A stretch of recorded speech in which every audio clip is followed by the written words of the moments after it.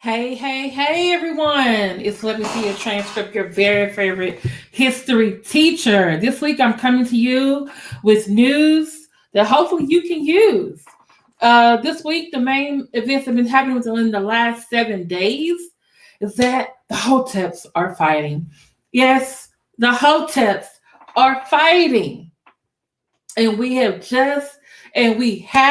to talk about it. Okay? Come on in the room, get your favorite drink, your favorite snack. Welcome to all of you who welcome to all the humidors from Daryl, Mad Church Disease, Roxanne, and the 18 followers. Welcome those from the Pull Up Team, the Cookie Crush crew, the Rev crew, Rev Up crew, and any other crew out there. People who may be NFAC, people who think and other Black conscious community, those who go to the Black church. We are here to talk about it, ladies and gentlemen. Okay, hold on right now. I'm just having a little bit of technical difficulties. There seems to be looks like something was on my nose. Okay, I get it from looking like that. But thank you for being here. Hey, Psych Perspective. I'm actually not going to mention that actually today. I'm actually mentioning some other hoteps. Hey, Jacqueline Vine, thanks for being here. But thank you so much for being here. Hey, Tanika Shanette. Hey, Jacqueline Vines. Hey, Barbara J. Hey, Matt Church Disease, hardworking man.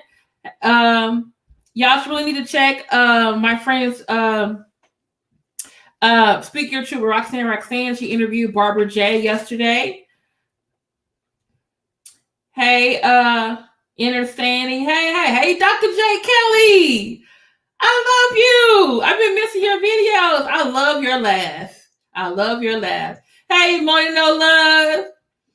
I'm glad I was able to help you have a better day at work earlier. Okay. Hey, Daramar, Cookie Man. Hey, Christine Parks, #1 mod. Hey, Zaya Rose. How was your school? How was school today? Hey, Sabado. Please come on in. Please hit the like button. Please share this live to your other social medias. Whether it's your community wall, your Facebook, your Instagram, your Twitter, your friends, Facebook messaging. Come on. Hey, dip in. How you doing? Yes, I've been watching you for like over a year and a half now. Yes, I'm sober tonight. I wasn't earlier.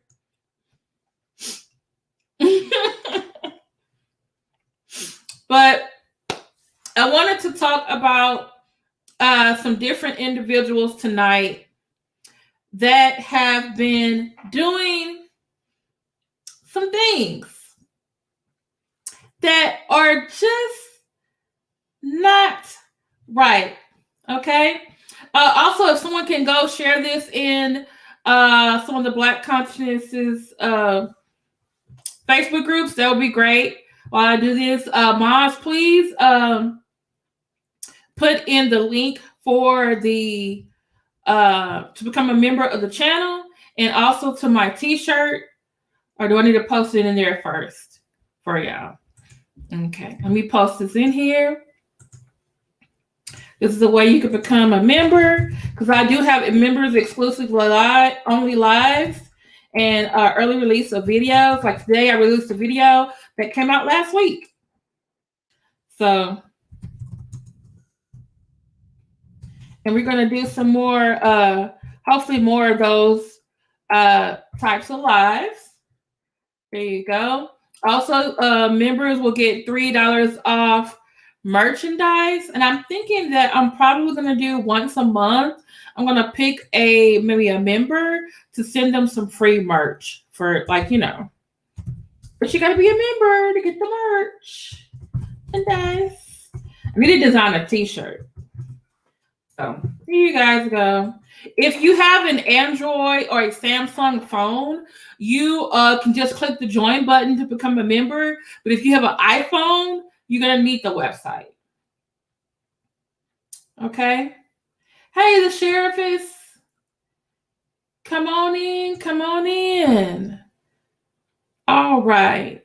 So even though while we get some more people to come in, because I don't want you to miss the important information, as a little bit kind of like the appetizer on the menu, I'm actually going to show you some information that I just got recently. Thank you to one of my subscribers for sending me the information. I'm still trying to get some more information on it. It seems, even though he is technically not a member of the Hotep community, he still does affect the Black community, and also I do think he's a bit of a scammer as well. And so you guys have probably heard me name him before. Let me go get his picture. Excuse me. Where is this picture? Where is this picture? Wait a minute. I had this picture. Don't tell me I lost it. No, I didn't get rid of it. Okay. All right. Hold on. Let me just... That's in front of my face. Yeah, I can't see that. All right. Let me go find a picture of this man. You all know him.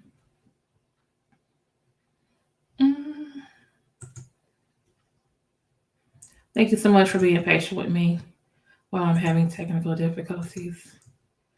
All right. His name, Kevin Samuels. And let's look at him. Let's just look at him. Mm-hmm.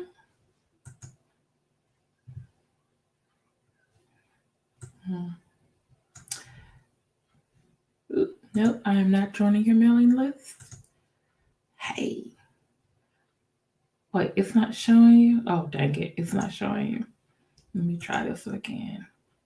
Share audio. Share the tab. All right. Does everyone see? Hold on. This man right here. His name is Kevin Samuels. He styles himself as a image consultant / men's stylist. Ironically, his degree is actually in chemical engineering, but he has become, he is also a YouTuber with over 250 subscribers. He had 155 subscribers up until a month ago. And then he basically tore down this woman's appearance and it became viral. And he gained 100,000 more followers. He is also on Instagram where you actually can book him, appointments with him, where you pay him to help style you. But ironically, most of the people that he talks about on his show, and also most of his thumbnails are about women. But I was like, you're supposed to be a men's stylist. And basically what has happened, if someone also, hey, Victory Girl, thank you so much for becoming a member, new member. Yay! Okay, if one of the mods can go find the video about Kevin Samuels that I did so that people can have that as a frame of reference. Because I'm probably going to need a lot more talking, not as much videos, but I want to make sure you get the video so you can see these people for yourself. Basically, Kevin Samuels told this woman who was probably 34, 35, she makes 6 figures, she lives in North Carolina. She wanted to ask, what could she do to attract men with 6 figures? That was her question. because she's been dating men who don't make that much money, and all of a sudden she tells them what she does, and they want to see her as a business deal or a come up rather than a romantic interest. Now, instead of telling her that, hey, go to the Chambers of Commerce, join the Black Chamber of Commerce, join a nonprofit organization, join a professional dog grooming organization, go to attend to a certain church. Maybe go back to college. You'll probably meet, some more men there. He basically said, you're 4, you're average. And basically, he could not make the men that she want her. But that was not the problem. That was not the issue. She didn't ask, hey, can you change those men? Hey, Anti-African Bengali, thanks so much for coming. Thank you. He basically, started tearing her down, her looks and what she looked like. And she actually was a watcher of his program. She was dying to get through. He was a LMSYT consultant, men's style. But also, I guess he has this concept or belief about a high value man. And so, unfortunately, I think sis made the wrong one. She shouldn't have got advice from him. 2, she got through on disagreement day. So he was going to disagree with everything she said anyway. Okay. But also I noticed that a lot of the people in his comments, male chauvinistic, all his mods are men. I noticed that. There were a few women in the comments, and unfortunately they agree with him. And I was like, oh my goodness. Well, it seems, Mr. Kelvin Samuels, he's going to be fighting in the courtroom. It seems that, and I kept trying to figure out why it looked like the lady was on Zoom, and I could see her on Zoom, and I was like, how does Zoom, you could project that to YouTube? But I don't know. I still haven't figured it out. Well, it seems, according to, let me go get the video for you guys. According to, let me go get it. According to a young YouTuber, he is getting sued not by 1, but by 2 women who called into his show.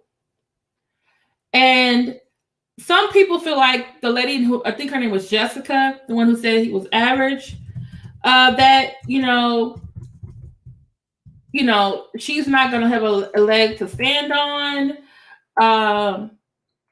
Why is she trying to, it was an opinion, you chose to go on this program.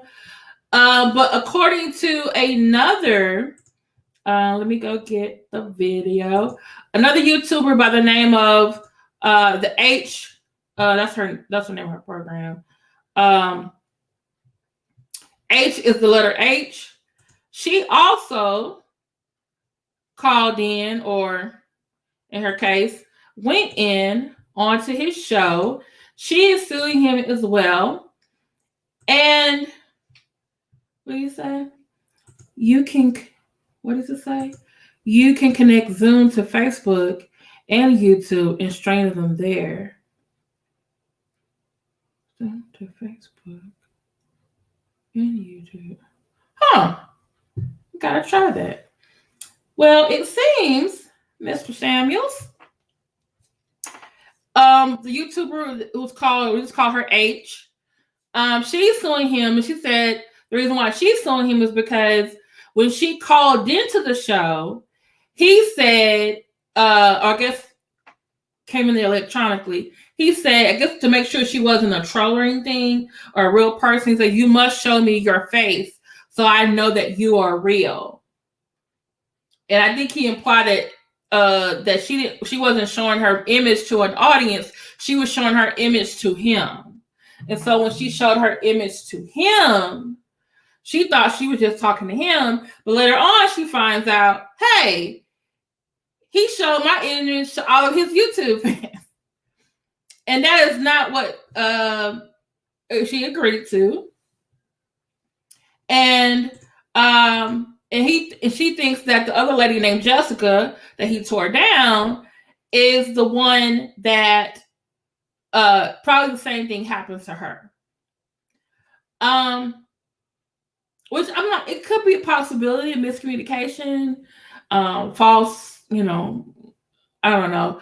But my thing is this. I feel like Jessica could have a claim if she can prove that by her being on his program and him saying the things that he said, and he agreed, after he agreed, because he could have just clicked her off, said, "This disagreement day, we're not doing that." He said, "Oh, I'm going to make an example of you." And when he told her all those things, now her whole family has seen it. Her community has seen it. It was on World Star Hip Hop. Maybe it caused her emotional harm. Maybe it affected her relationship with her uncle, with her father, with her son. Is her son getting picked on at home because his mama is the average woman that is in this video? So we will have to see what will come of this. There are some YouTubers who feel that he does that she does not have a case, but and that it's just frivolous because she got her feelings hurt. And I'm just thinking, like, we need to understand that mental illness in the Black community is very, very serious. Hey, Black Anonymous. Hey, speak your truth for Roxanne. Here's another Kevin Samuels is getting sued video that you guys can check out. But I think the letter H lady, she's actually, I guess, before she decides to sue him, she actually, I guess, sent, she's basically asking him to take down the video of her. And if he chooses not to do so, which I kind of get the feeling he probably is not going to take it down, she's gonna pursue legal ramifications. Okay, thank you so much for those of you coming on in. I'm just giving everyone a little bit of taste before I get into the Hoteps. I know Kevin Samuels is not technically a Hotep, but I feel like, amongst the people I'm talking about tonight, there's a common theme of scammers, and they're fighting, and they are not all getting along. And right now, Kevin Samuels is going to have to fight these two particular women in the courtroom for his actions. But while I'm here, let me say this. Women, do not call into Zoom with this man. Do not watch his show. Okay? Do not take his advice. All right? It's not going to be a different experience at all. With you, it's not going to be different. No, he's going to do the same thing. Okay? He told one woman that she was a beautiful lady. She had 2 kids, but she wanted to get married. But some men are not ready for a ready-made family. And so he told her to give the 2 kids back to their father and then just start over again. Like the 2 kids didn't exist, didn't exit from her body. Like, okay, he is not the one you need to talk to. Oh, not himself. He getting sued. I put 2 links in the chat. You might have to go back up. Yeah, he's getting sued for that viral video and by another woman. So he's getting sued by 2 people. Yeah.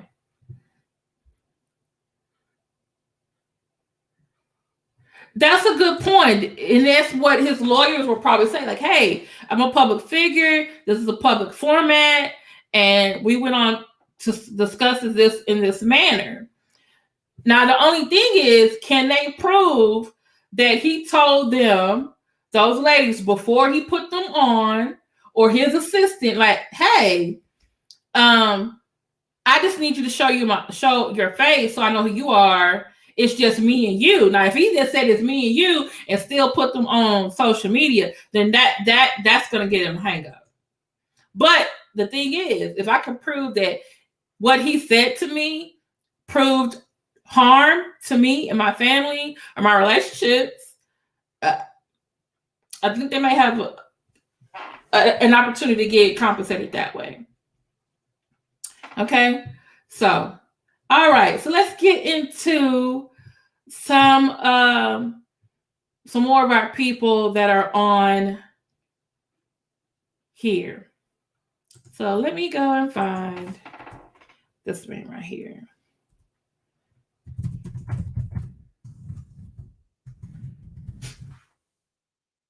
Okay. Sorry. Okay, y'all.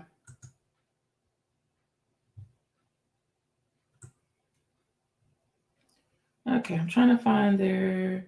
There they go. There they go.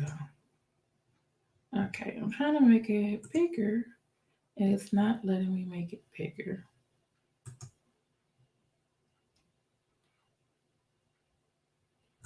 Okay. We stop streaming. Let me share my tab. We got to talk about these two right here. These two right here. Lord, Lord, Lord.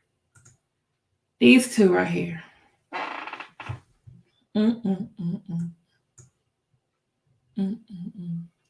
Now, if you've seen my episode 2 of the African American Greed series, I did one on Jay Morrison. Jay Morrison, also another scammer, had a real estate fund, Tulsa real estate fund, and people could invest in it. And the proceeds were supposed to go to redevelop the Tulsa community. However, it seems that people were not getting the return that they want, and that the people who were collecting the investments from people, instead of investing it, Jay was using it for other things, like his house, a new office on a bad side of town, him and his wife, nice cars, amongst other things. Also in episode 2, you look at the fact that he also has a history of scamming individuals. And one of the first people that I told you is about the man next to him called Tony the Closer. Tony the Closer entered in a giveaway event with Jay Morrison. They both were supposed to put up $50,000.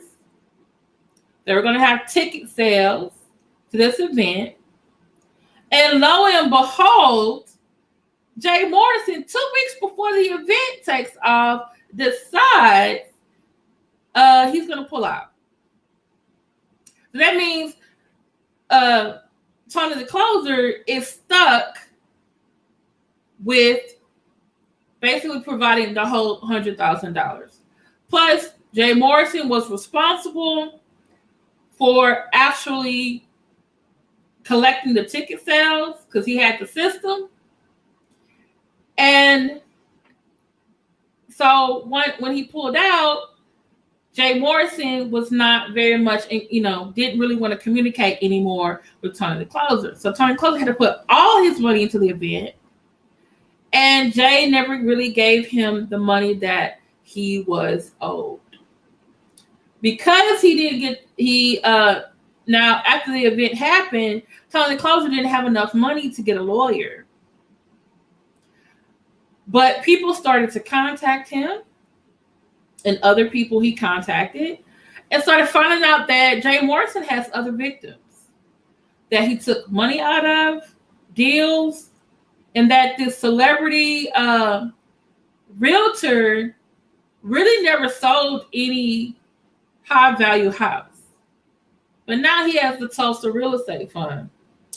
Well, Tony the Closer, with help from Michi X, did a protest last summer in front of Jay Morrison's house. Well, it started to get some notice and put a lot more eyes on Jay Morrison, especially the SEC. At least one individual I know did get their money back. Eventually, Tony the Closer did get a lawyer to sue him, But then Jay Morrison conveniently got sick and was unavailable. Well, guess what happened on Instagram this past week? Tony Closer was talking about his issue again with Jay Morrison. And Jay Morrison decided he gonna get on the screen with them. And these two men, these two grown men, not physically fighting, but I guess virtually fighting, arguing on social media about money. Jay saying, hey, I sent you your money. Tony Closer said, no, you didn't. And so they went back and forth. And I'm going to show you the video. Y'all hold on. Let me go get it. And I have a 4.5 minute clip, but you also can see the entire clip on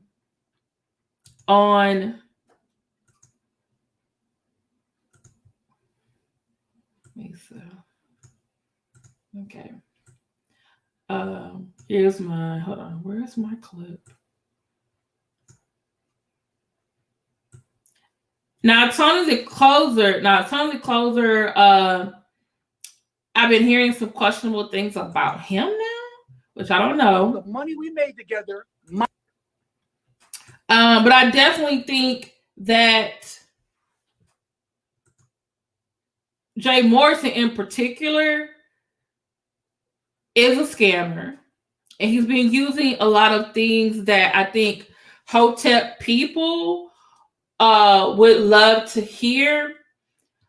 And I think someone asked me earlier, what is a Hotep? Okay. Betty Hillick, you don't remember my video about Tony the Closer? You didn't see it that day? Okay. Y'all put the link to my Tony the Closer episode 2, African American Greed, Jay Morrison. The first part of it is Tony the Closer is trying to get his money. Okay. So hold on, y'all. I'm having technical difficulties. I look very orangey on the screen. Okay.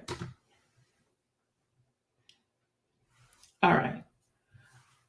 Okay. All right. So this is a copy of their Instagram. This is actually Tony the Closer's Instagram.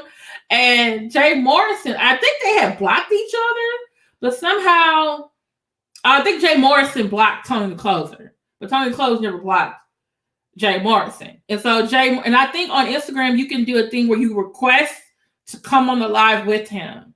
And so Tony the Closer's like, wait, is that Jay Morrison? And he clicked and made him, and let him on, and they started arguing about it. So let me show y'all.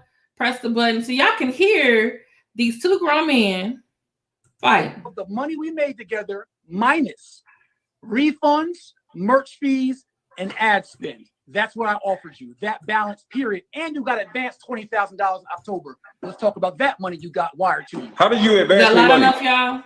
Bro, did you not get $20,000? Did you pay? Was that money to pay event expenses to Eugene? Bro, did you not get was that money used to pay event expenses to Eugene? No, it's not. Say what? It's not. Are you going to sit here and fucking Why lie? would I wire you money to pay one of my staff members that's right in my building? Why would I wire you? Are you going to lie, dog? Bro, everybody. I got the receipt of your wire for $20,000. Why would I wire you money to pay my staff members? Hey, beloved Alexa. You're not that smart. Girl. Think about it. You got wired $20,000. That's true. November 20th, I made you an offer of all the money that was owed. Men lie, women lie, but this text from me and Eugene don't. Hold on, because you lying. You got it. Why are you sitting here lying to these people? Like, this is literal messages from your people, bro. Is that from October 22nd? Are you going to say October 22nd? This is one thing. I'm gonna flip this around so the people can see this happened like December 30th. You lying, dog. Hold on. No. Wait. October 22nd, you were wired money, $20,000 from my account. Hold on. Have you talked about that? Oh, I got proof of all my transfers, bro. Bro, I spent all the money. I'm the one that spent all the money. You want to go here? This is that Eugene October right here. 22nd? This is Eugene right here, right? Saying what? I can't see This is Eugene. screenshots. Saying what? What is he saying right there? Mean to see. Tony, have you spoken with Jay about transferring the 25K? Why is your man right here? I'll tell you. Oh my goodness, damn Jay, you got busted already. No, I didn't, Tony. Oh god damn, you lying already, dog. Listen. Let's tell the story. Hey, listen, that's the one thing, Jay. One thing about me, bro. Tony, I got every receipt, dog. Bro. You look like a clown, bro. No, I don't.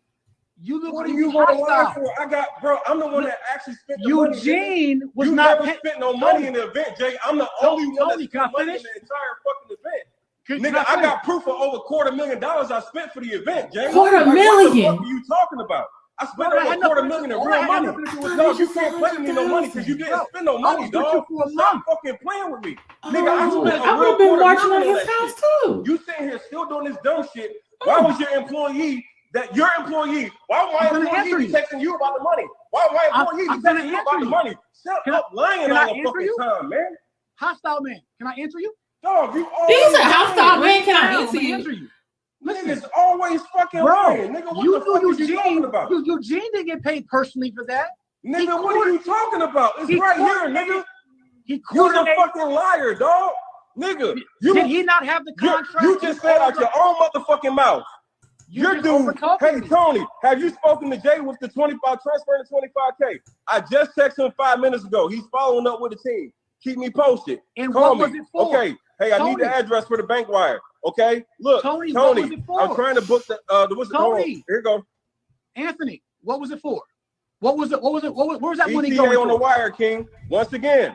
What they clip in there, and I'm gonna put a longer clip that my friends Petey and Paige have on their page. Hey, look, once again, I'm waiting on y'all team to send the transfer. All money handled by Jay and your team. Why is that? I'm not going to take the money. This is your baby. Because a lot of times when they show people fighting on Instagram, it's usually two women or two gay men. I'm chasing my own shit. Or a gay man and a straight woman. No, you're not. Because see two men fighting on Instagram about some money. This is like telling. Oh my god, damn, nigga. Bring it down. Now listen. No, nigga, because you lying, dog. I'm not lying, my brother. Also like this. Okay, so this next one. Hold on, y'all. The next one, I'm gonna show you a clip. So hold on, I need to go. So the next clip I'm gonna show you is actually another video from Diddy and Paige. So Diddy and Paige was able to get he would scam the Federal Reserve if he could. So let me see. Okay, so this is what he did. So basically, he went. I think he got cut off, but he comes back on. They were on there for like 45 minutes, y'all. 45 minutes. That was just 44 that I just showed y'all. That was just 4 minutes I showed y'all. Okay. So let me go to D and Pages and find. But I'm just like, see, and the man called the man hostile. I'm like, the man just said, I paid $250,000. And I'm just like, no wonder he was him and Michi X was outside his house over the summer during the protest. I'll be outside your house protesting too. If you owe me that much money, I want my money. I'd be like that. What's that commercial? JG Wentworth, I need my money now. Yeah. I'm like, where is my money? Okay, this is Diddy and Paige. This is a longer version of Jay, Morrison, and Tonya the Close of Friday. They fought for like 44 minutes. I mean, I went and got something to drink, a sandwich, came back, they were still talking. They were still talking. Okay. So y'all check that one out. Like I said, the one I showed is like 4 minutes, like 9 seconds. This one's 45. So y'all need to go check that out. But it's just like, okay. And the man called him hostile man. Hostile man? You owe me some money. Yes, JC, we're rolling my money. Yes, why are you doing this?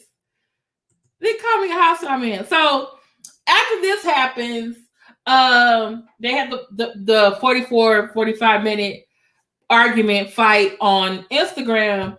Here comes Jay Morrison, basically trying to clean up what he says, because he realizes now, like, oh, this is bad for publicity. This is drawing too much negative attention on me. So I gotta go explain my side, because also Tony Closer has been really gathering a lot of evidence and witnesses and victims of Jay Morrison these last like 7-8 months.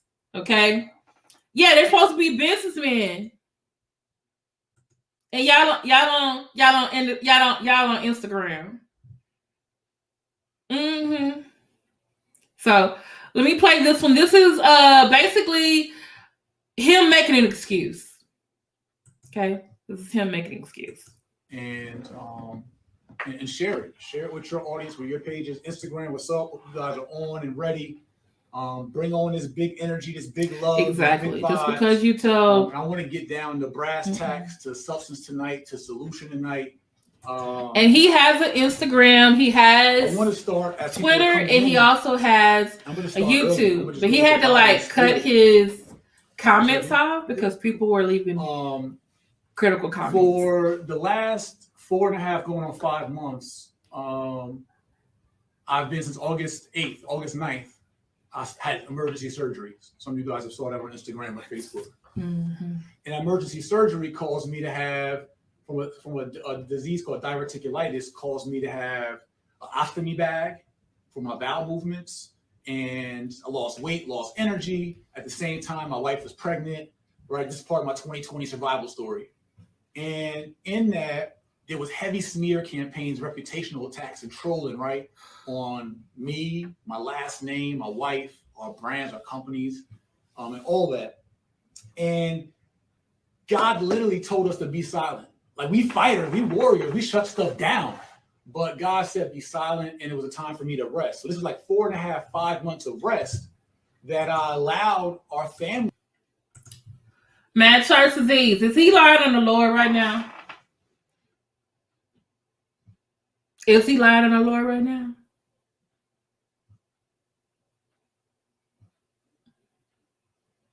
Is he lying on the Lord right now? I just want to know. And see, that's the problem. They were doing verbal agreements. And he shouldn't have did this.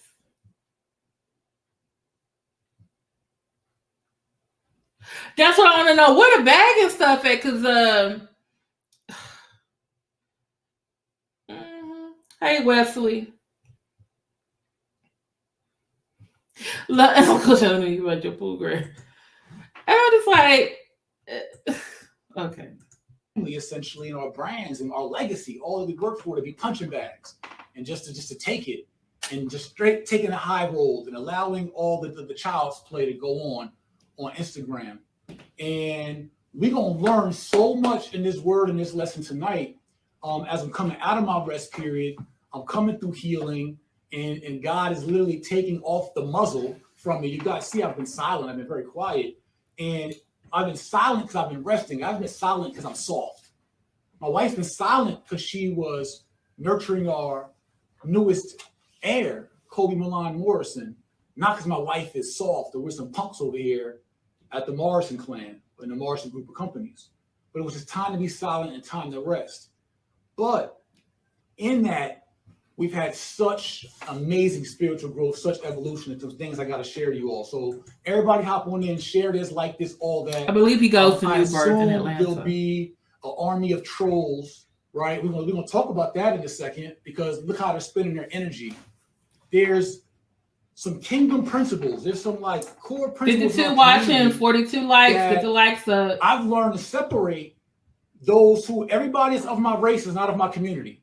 My community, we don't waste time and do things like spending our time trolling or doing child's play or attacking people or doing antics and all of that. We're really grown people on some real grown people build. And I want to talk about that. So as people come in and they do the little slick trolling and all that, we got a message and a lesson for them because even they will learn through this because they're going to stay on and you got to listen. You're going to have to hear some truth, even in that. So stay on and troll, but you're going to hear some truth while you're at it. So check this out. I want to give you guys a quick backstory on my purpose and my calling. My calling started in 2012. God said, take care of my people, I take care of you, and bring my people closer to me.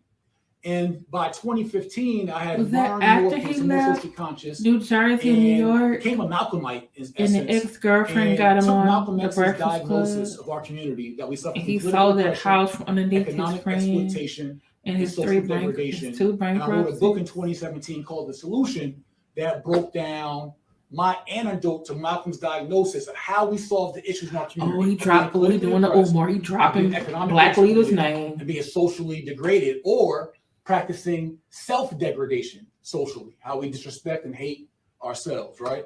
So in that, I'm going to use my words, but I just want to illustrate to you some of my works of like what journey that Jay Morrison. I believe you had that understanding. I'm not sure about him. I use a term in real life because you got internet men and then you got kingdom men. You got king men and queen men. And my community is not internet people who just do internet things for internet attention. You sound like Umar be calling us YouTubians. For building people on social media and of higher frequency, higher energy, and live by certain principles. Like you dismissing the internet? So in the solution piece, I just want to break down a couple of things for us. Gene's gonna move the camera. I'll break down a couple of things for us. Okay, y'all.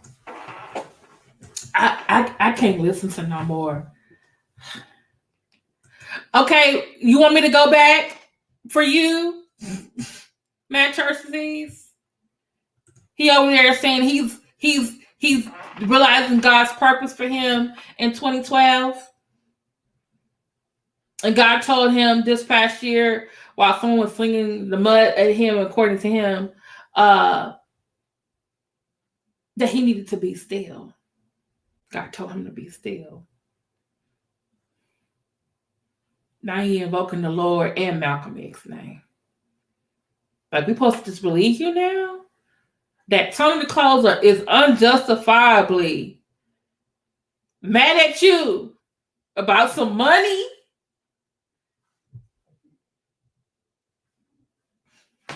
I'm just saying.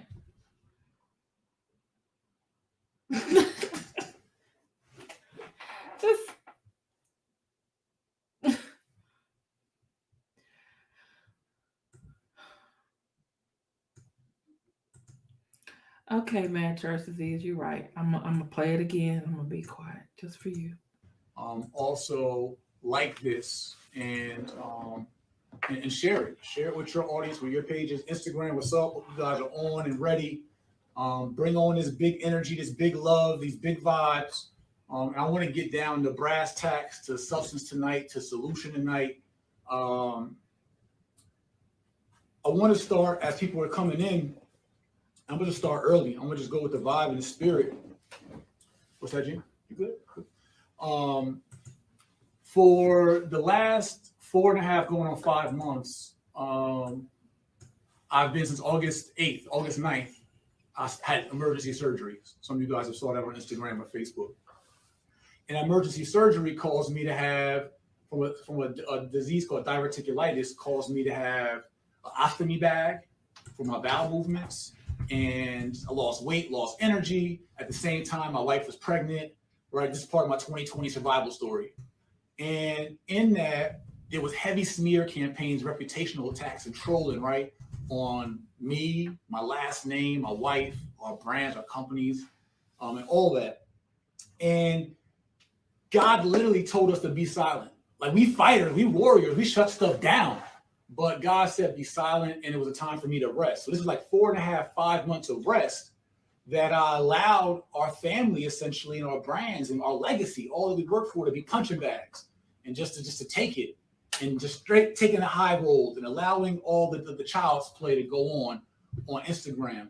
And we're going to learn so much in this word, in this lesson tonight.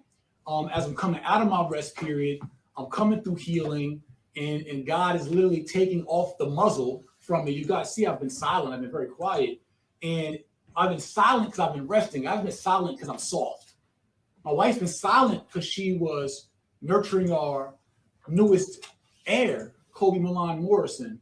Not because my wife is soft or we're some punks over here at the Morrison clan or in the Morrison group of companies. But it was just time to be silent and time to rest. But in that, we've had such amazing spiritual growth, such evolution, and those things I got to share to you all. So everybody hop on in, share this, like this, all that. I assume there'll be an army of trolls, right? We're gonna talk about that in a second, because look how they're spending their energy. There's some kingdom principles. There's some like core principles in our community that I've learned to separate those who, everybody is of my race is not of my community. My community, we don't waste time and do things like spending our time trolling or doing child's play or attacking people or doing antics and all of that. We're really grown people on some real grown people build.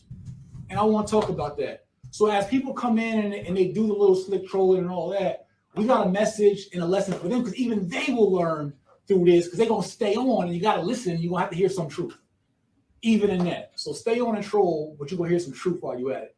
So check this out. I want to give you guys a quick backstory on my purpose and my calling. My calling started in 2012. God said, take care of my people, I take care of you, and bring my people closer to me. And by 2015, I had learned more, became some more socially conscious, and became a Malcolmite in essence, and took Malcolm X's diagnosis of our community that we suffer from political oppression, economic exploitation, and social degradation. And I wrote a book in 2017 called The Solution that broke down my antidote to Malcolm's diagnosis of how we solve the issues in our community of being politically oppressed, of being economically exploited, and being socially degraded, or practicing self-degradation socially, how we disrespect and hate ourselves, right? So in that, I'm going to use my words, but I just want to illustrate to you some of my works of like what journey that Jay Morrison's been on, this man in front of you, like what I've actually been doing in real life. I use the term in real life because you got internet men, and then you got kingdom men, and you got king men and queen men. And my community is not internet people who just do internet things for internet attention and internet clout, but who actually do kingdom things for building and progression and of higher frequency, higher energy, and live by certain principles, certain laws, certain rules. So in the solution piece, I just want to break down a couple of things for us. Gina's gonna.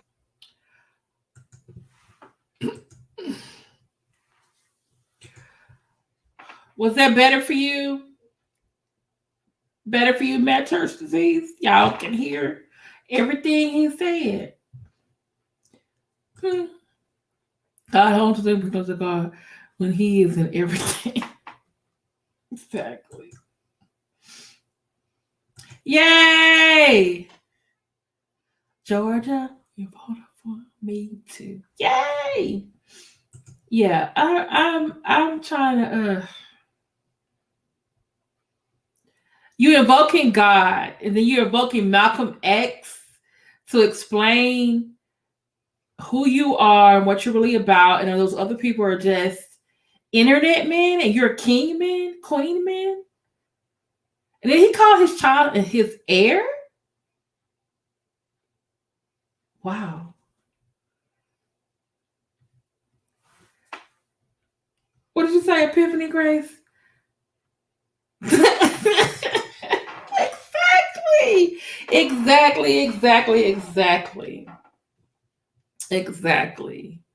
Exactly.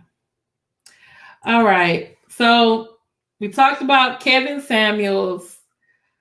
Jay and Tony the Close are fighting on Instagram. Jay trying to defend himself, I guess. We talked a little bit about this last Saturday. And we got to talk about Umar Johnson. Grave hopping.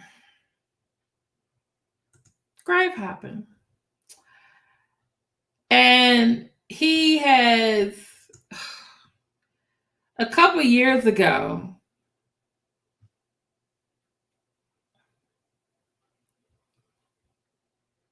I'm trying to find y'all the part. So, a couple of years ago, he went to two grave sites. He went to, I think he went to Frederick Douglass before. I think he went to Harriet Tubman a few years ago. Then he went to Tuskegee. Daryl, this may be triggering for you because Daryl's a graduate of Tuskegee Institute, a historically Black college. And so he went to the grave site of Booker T. Washington and George Washington Carver. So this past week, I will have to double check Mad Church Disease. No problem. I like questions. Please hit the like button. So, and everyone knows, like some of you may not know, Umar Johnson is always in a cemetery for some reason, always invoking the dead, the ancestors, and he's doing it again. So this is like, I forget what day he did. I think it was some day in Kwanzaa week. He went to the gravesite of Frederick Douglass, who he claims to be an ancestor. But unfortunately, according to Terence Bailey Sr., who is the elders designated as the spokesperson for the Bailey Douglass family on like official matters, and they have issued a statement that he is not a member of the family and he does not speak on behalf of the family. However, Umar Johnson continues to say that he is a descendant. Didn't I say you're a relative? Then he gives this long line of all these people that he knows that, like, saying his whole family tree. Well, I never see a document saying that he is a descendant or member. Well, Terence Bailey Sr. has said that if the last time that Umar Johnson visited the grave of Frederick Douglass, I believe it's is it Maryland? And that there's a lot of Baileys and Douglasses who still live in the area. And that I couldn't find that video. You can see Umar is just looking around. And it's because one of the family members may come up on him. And they all have each other's numbers and will... Okay, I'm trying to show you a picture of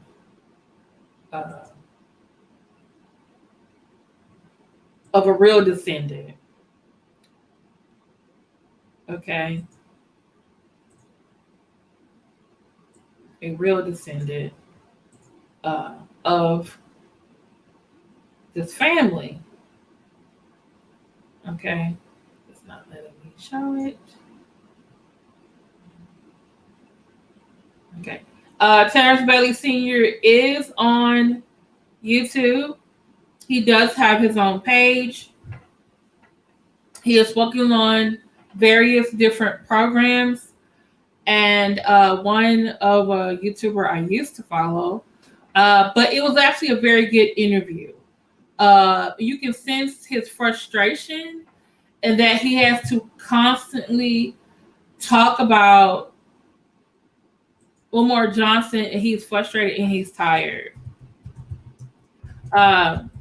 He has said that the elders of the family have told him that he is not to go anywhere near where Umar Johnson is speaking, where he is traveling, any speaking engagements, because they know, by the way, Terence Bailey Sr. is in the Navy, or was in the Navy. He's retired. And actually, the first time he ever found out about it, he was overseas. 2006, he said, someone contacted him and asked him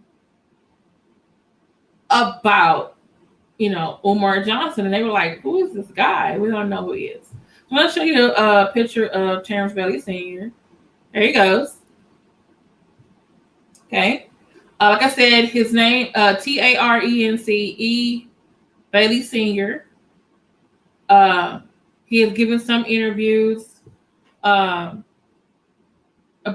the situation with Umar. But amongst other things, the Bailey Douglas family, they do educational and historical things. And so they do have Frederick Douglass original documents. And so if someone wants to do research, they have to contact the family and things like that. There have been other imposters of people who have said that they were members of the family and that they were not. But it seems Umar Johnson is still continuing to say he's a member of the family, even though Terence Bailey Sr.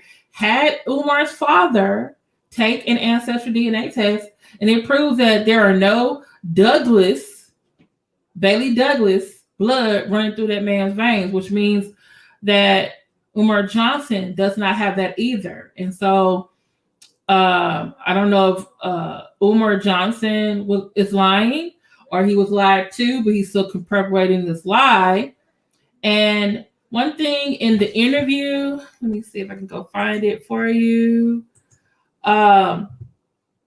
He has stated that if he sees, he became very frustrated in his video. Let me see. Gotta go to my playlist to hold. Okay. All right. That he actually left the interview, came back, and he was like, you can see that he was physically upset about everything. And he said, he tried to go to sleep, and all he could do was think about Umar Johnson, how he just wanted to basically whip his butt. And so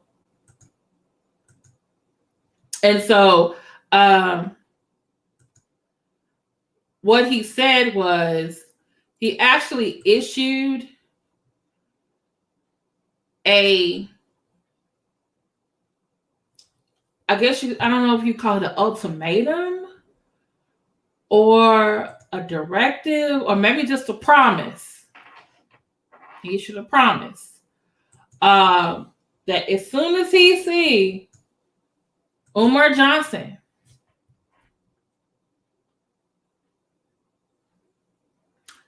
he gonna whoop his ass. That's what he said. He said, I know the elders of my family are not gonna like it, but he said, I've been dealing with this man since 2006. And he said, I am tired. He said he is tired of every time he has to talk about his ancestor, that he got to talk about, people got to ask questions about Umar Johnson. He said he is tired. And that is why in the next video, I'm going to show you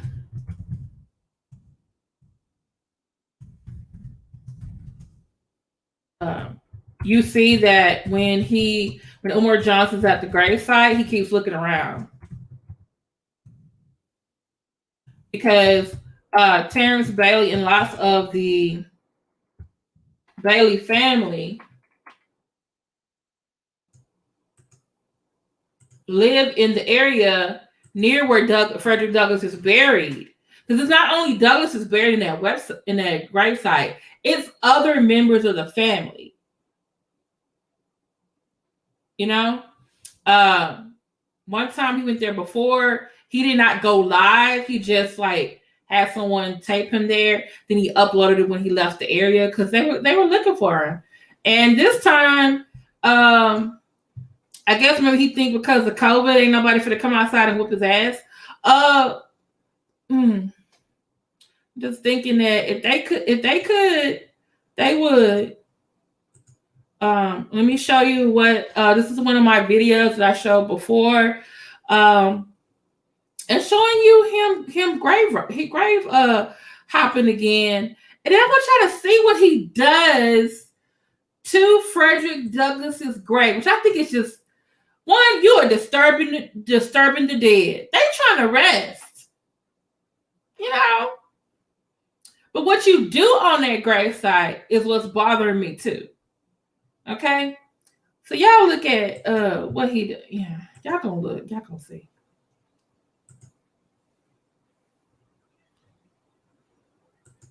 Let me know if it's not enough. By the way, this video is like only 7.5 minutes. So you know he couldn't spend a whole lot of time there.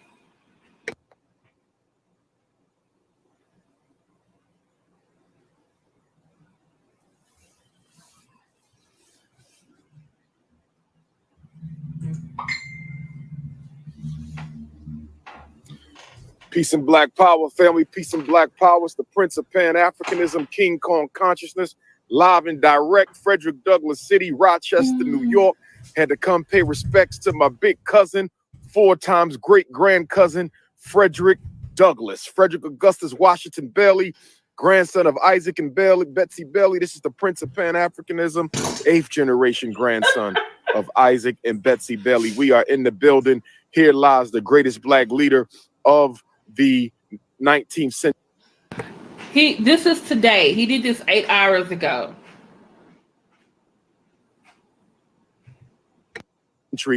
And the greatest Black leader ever in American soil, the Honorable Frederick Douglass, who led our people from slavery to freedom. The Honorable Frederick Douglass, who beat up his slave master and ran away from the gallows of slavery. The Honorable Frederick Douglass, who went to England and instead of staying in England, came back to America to fight for the liberation of African people. The Honorable Frederick Douglass, who gave a 4th of July speech right here in Rochester, July the 5th, 1852, and shamed and embarrassed the United States government for proclaiming this to be a nation of liberty and freedom, while at the same time holding millions in bondage. The Honorable Frederick Douglass, who even after the end of slavery continued to fight for the enfranchisement and empowerment of American Africans. The Honorable Frederick Douglass, who advocated and defended the right for Black people to own their own institutions. The Honorable Frederick Douglass, who took in Shields Green.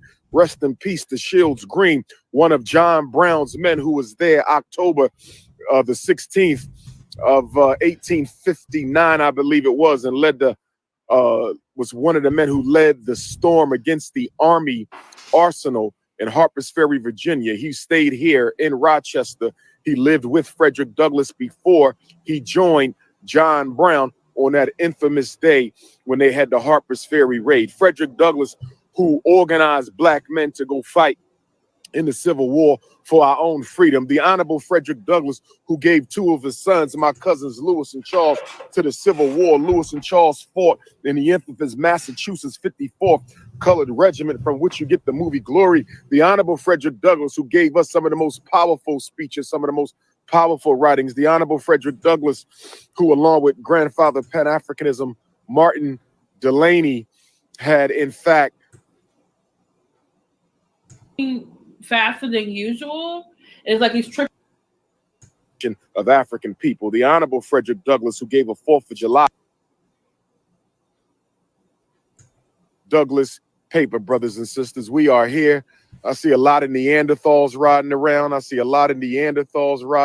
guess they know who I am, slowing down, watching me like I can't be here. I guess they knew the prince was coming, so the Neanderthals came to watch me come and pay respect to the great Frederick Douglass, but we not worrying about them Neanderthals. You understand? Unless they want to see a Nat Turner get pulled on them, they had best leave the Prince of Pan-Africanism alone, brothers and sisters. We are here, King Kong consciousness. Let me flip this around. Nice cold day in Rochester. I'm out here, family. Nice cold. Okay, so did this Negro say out his mouth that this is what I said too. If you notice, he's talking faster than usual. It's like he's tripping over his words because this cemetery is the Bailey Douglas Cemetery. Like, this is the official one. There are Bailey Douglases in the area.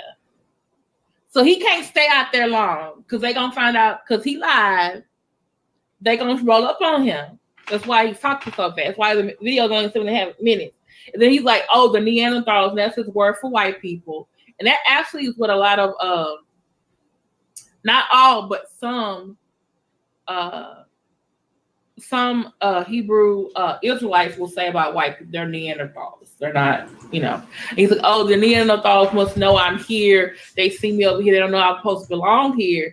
And I'm thinking they probably looking at you because you are the only one over there in the cemetery in the winter. And they probably thinking like, oh, that don't look like one of the other Bailey Douglases in the area. Who is that? Exactly, Bunny Love.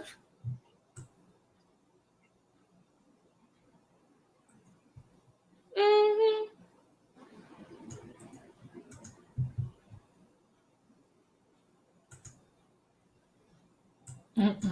So, oh, they must know I was here. Sorry, they don't know you. Exactly, because you shouting in the graveyard, get over there burning incense on Frederick Douglass' grave. They probably know, like, oh, that's where Frederick Douglass' grave is. And they're like, oh, who's that black man we've never seen in the cemetery before in the middle of winter? Is he cleaning off the grave? What's the black smokes from? I just don't understand. Just not understanding.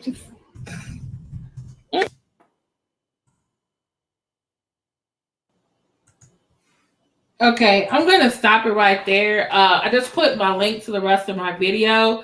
You will see him. I showed 2 more clips of him when he went to, I think Harriet Tubman. Was it Harriet Tubman? No, I think it was Booker T. Washington and George Washington Carver's grave. And all I could think about was, oh, I'm going to have to tell Darryl.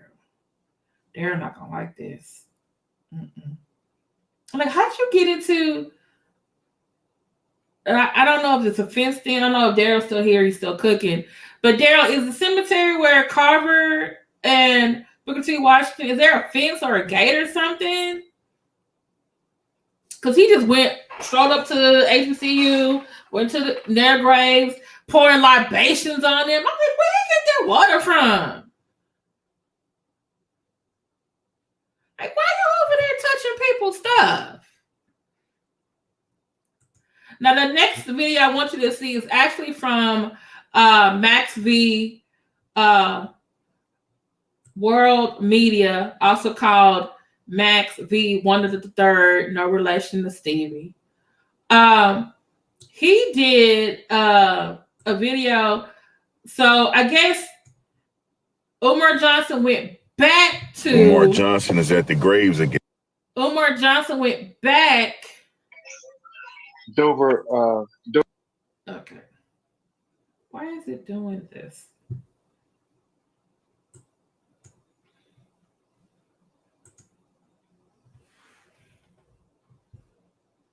Oh, technology. I want you to act right. Okay.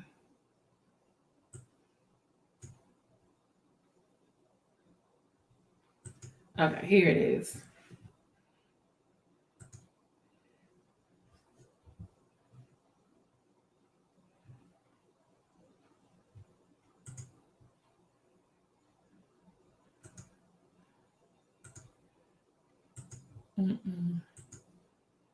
your YouTube videos, not your summer events. Put up your institutions. Harriet Tubman built a hospital. What we gonna do? Okay, so this is him talking about Harriet Tubman. So Max's video, he shows that Umar Johnson, I guess because he's in the area, he decides to go to Harriet Tubman's grave. And when I saw Harriet Tubman's grave, I was like, oh man, you need your ass whooped for real. So I'm gonna show y'all what he do. Cause I'm just, oh Lord. Harriet Tubman built an oath. Brothers and sisters, so I am here paying respects to the Queen. I am here paying respects to the Queen. That's right, brothers and sisters. I remember the first time I visited the grave of Harriet Tubman. She came to me in a dream. Did he say that Harriet Tubman came here? Was that stuff already there? Or did he? Okay, yeah. To my grave, and it go Eshu Elegba, the Orisha that opens up the gates, the road of Getty Nimbo. Eshu Elegba. You understand? Elegbara, the road, the Orisha that opens up the roads in the past. I had to bring Eshu with me and ask Eshu to open up. I got something to say. Was the grave already had this stuff here, or do y'all think he brought that stuff with him? Cause he already likes, he be hanging out them grave sites.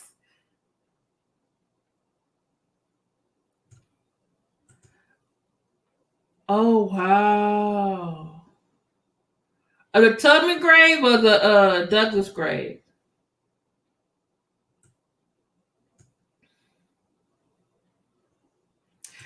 Because he's not doing that.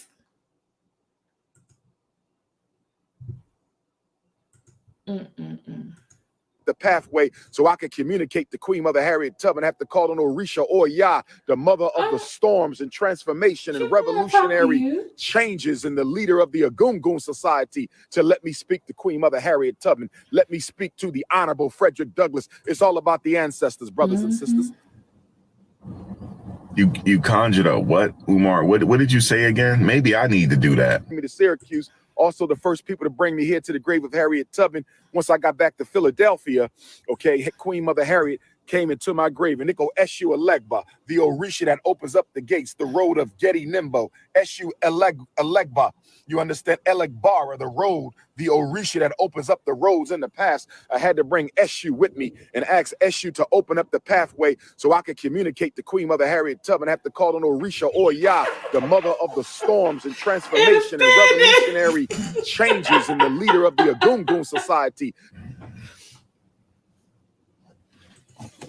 Man, let me hit the road. Okay, so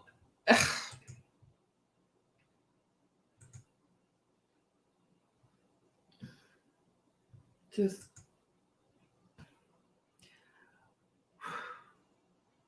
you disturbing the dead. Oh Lord, just what you doing? You at Harriet Tubman grave, like I think I want to say Douglas is in Maryland, and that's a good question, because I thought Tubman was buried on the other side of Canada, but I guess she's buried. Is she buried in New York? Can someone Google that?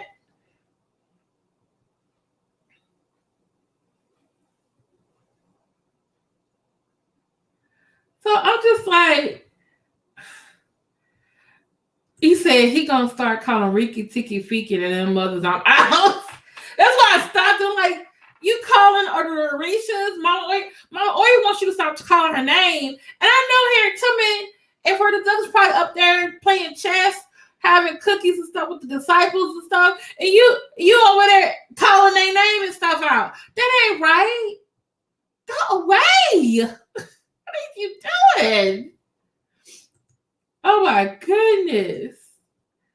I'm going to put the rest of Mac's video. It's like, what are you doing? Like, why you leave the people alone?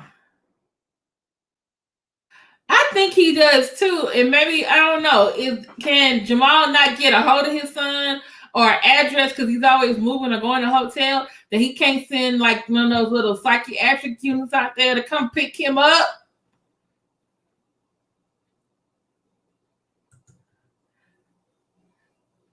Okay, is that where Harriet Tubman is? Fort Hill Cemetery, Auburn, New York. Okay, because he had an engagement in Rochester, New York. So that's probably why it wasn't that far for him. But still, like, why you leave the dad? Okay, I'm sorry. Daryl might want to get his gun and shoot him. I gotta show y'all what he did at the other grave. I'm gonna go back. I'm gonna try to see what he did. Okay, so this is from 2 years ago, 2018. He went to Tuskegee Institute. And he starts giving the history of Tuskegee like he was there. And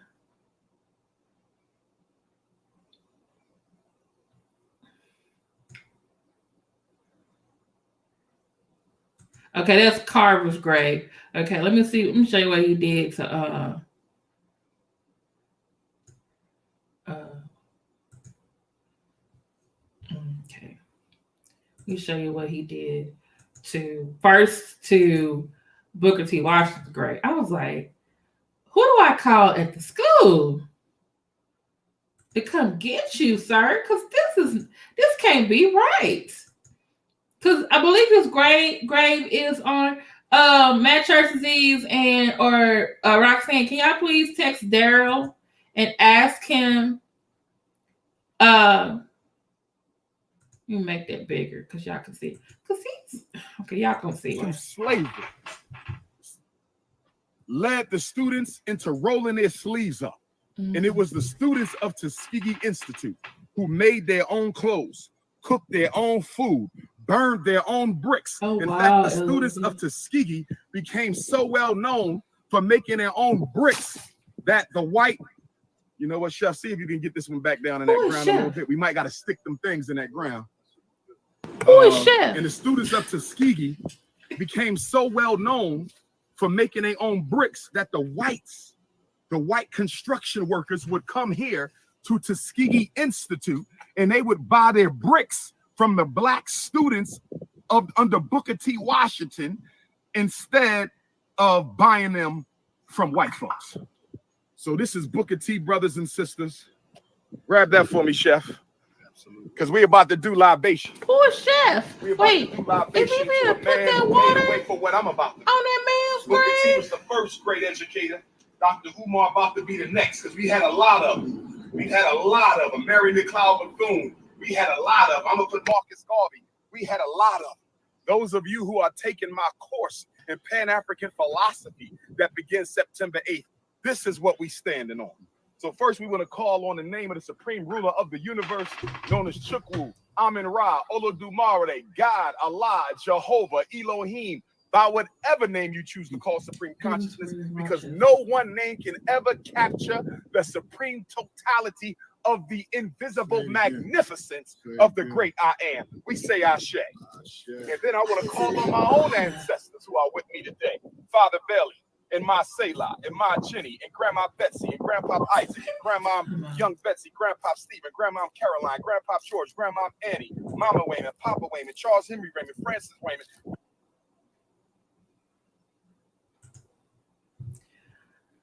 Y'all, this I want to try to understand something. What I noticed later on, I was really thinking about it. You know how you have a water bottle? Like, this is my water bottle. Sorry, you can't see it. I got green stuff in there. You see how you have a little cover to the bottom? Why did his bottle didn't have that?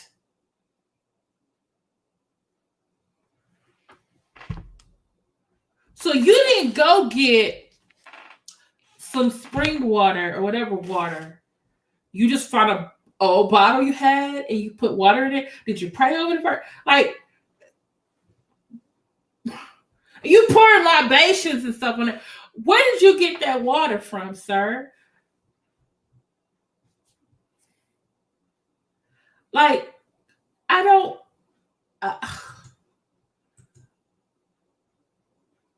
Yeah, and then he's not done. Let me show you. He goes to Carver's grave. Cause okay, let's look at what he going. I ain't got me want to look at the man's code. Practical industrial training, sir. The time is now. So I ask that you, your family, your late wife. Okay, he's still talking to the man and screaming now. Why are you screaming at the man? Ooh, this is black. Hold on. This is black man right. Thank God that I paid. Okay. Where is Chef at? This is black man right here. Is that who died? This black man right here. Let me see that for 1 minute, and then I'm gonna pass it back to you. This black man right here. You on this man? Dr. George Washington Carver. This black man right here. Y'all had, let's read.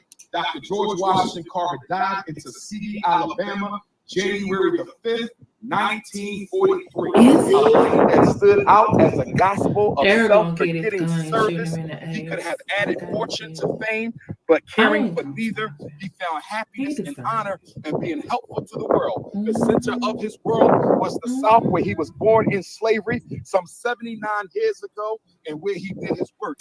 And there's a man named Kenneth Morris Jr. This is Carver. He actually did his ancestry. Well, he did his. This is the he actually has a more direct connection to Frederick Douglass because the white family Frederick Douglass's to violate their daughter. This is the black daughter who was the first one to get a doctorate in agricultural science from the state of Iowa. This grandson. I thought he was castrated because they were doing experiments on slaves. Pharmaceutical and scientific firms, and instead he came to Tuskegee. Could have been a millionaire, but instead he sacrificed and came to Tuskegee. And it was Booker T who found Dr. Carver and asked him to come. And Dr. Carver showed up down here on the grounds of Tuskegee Institute. And he asked Booker T. Washington, where's my science lab? Where's my dormitory? Where is my lecture hall? And Booker T said, all I have is what you see. Booker T said, all I have is what you see. So without complaining, without any remorse, without any agitation or anger, the greatest black scientist in American history went to the trash, brothers and sisters. Mm-hmm. He went to the trash and he took out plastic. He took out iron. He took out copper. He took out all types of garbage. And you know the type of garbage that can be left in the trash. I'm definitely going to have to ask Daryl about this. And from all of that, and from all of that, from the garbage of students, this black man there's a gate or something you gotta go through. From the sweet potato, from the garbage of students, this black man gave us over 500 products from the soybean. From this black man, out of the garbage. And why is he yelling? We got hundreds of products. Why are you yelling? From the peanut, you the and the chef soybean, all the sweet out potato. This was the black scientist that taught us how to make plastic out of soybean. This is the black scientist. I can't watch him scream at Booker T. Washington no more. I just can't.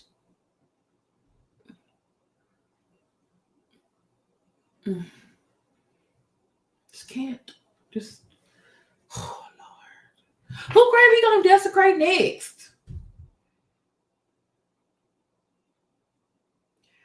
Girl, this is Umar. That's not trying to figure out what's going on in his brain.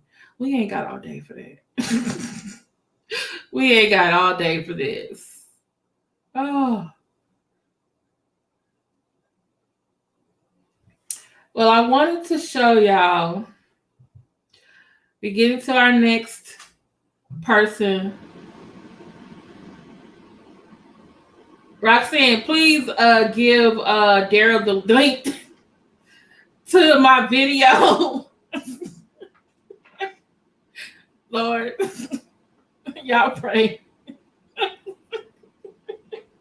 He and my husband, I'm about to perm my hair and become a blonde because I know he don't like that.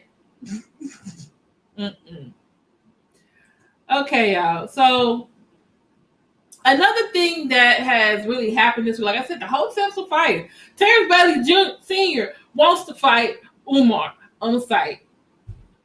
And I had to say, I'm here for it. Here for it. Doc saying, not my video, the other video.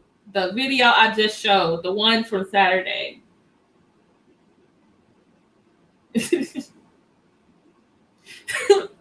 Roxanne, why you tell him that? Roxanne, go put it in the chat. Umar at your school acting up. That's not what you supposed to say. Oh God. He said, what minute mark? Tell him to go to the 1 minute mark. Hold on.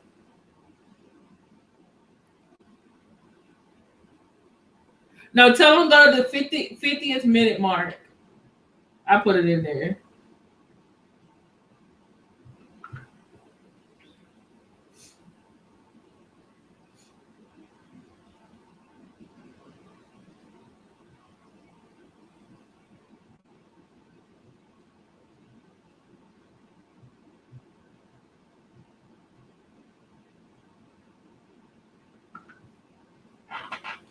Okay. So we got to get to our next really big story. Like I said, the Hoteps are fighting. And I think someone asked, like, what exactly? I'll call security right now. Oh, damn. See? I told y'all. Oh, Derek said, oh, my campus.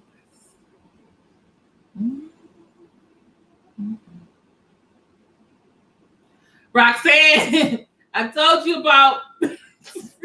I'm with you on this, Roxanne. But that was from 2 years ago. But I still think he needs to get some trespassing charges or something.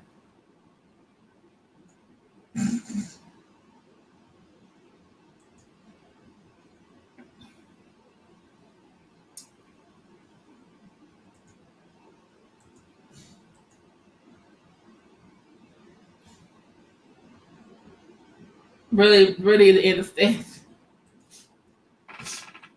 So next, let me see.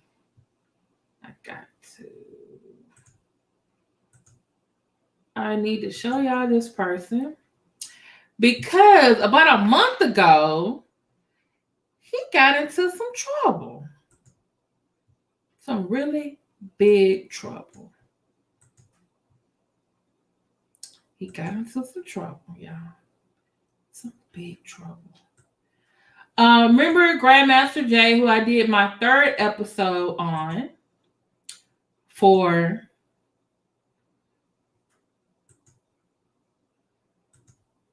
African American greed.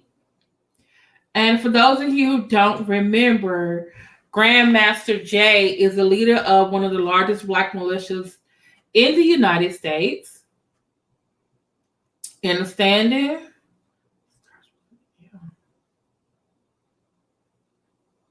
Yes. No, I mean, well, we'll get to his issue with disagreement with BTS.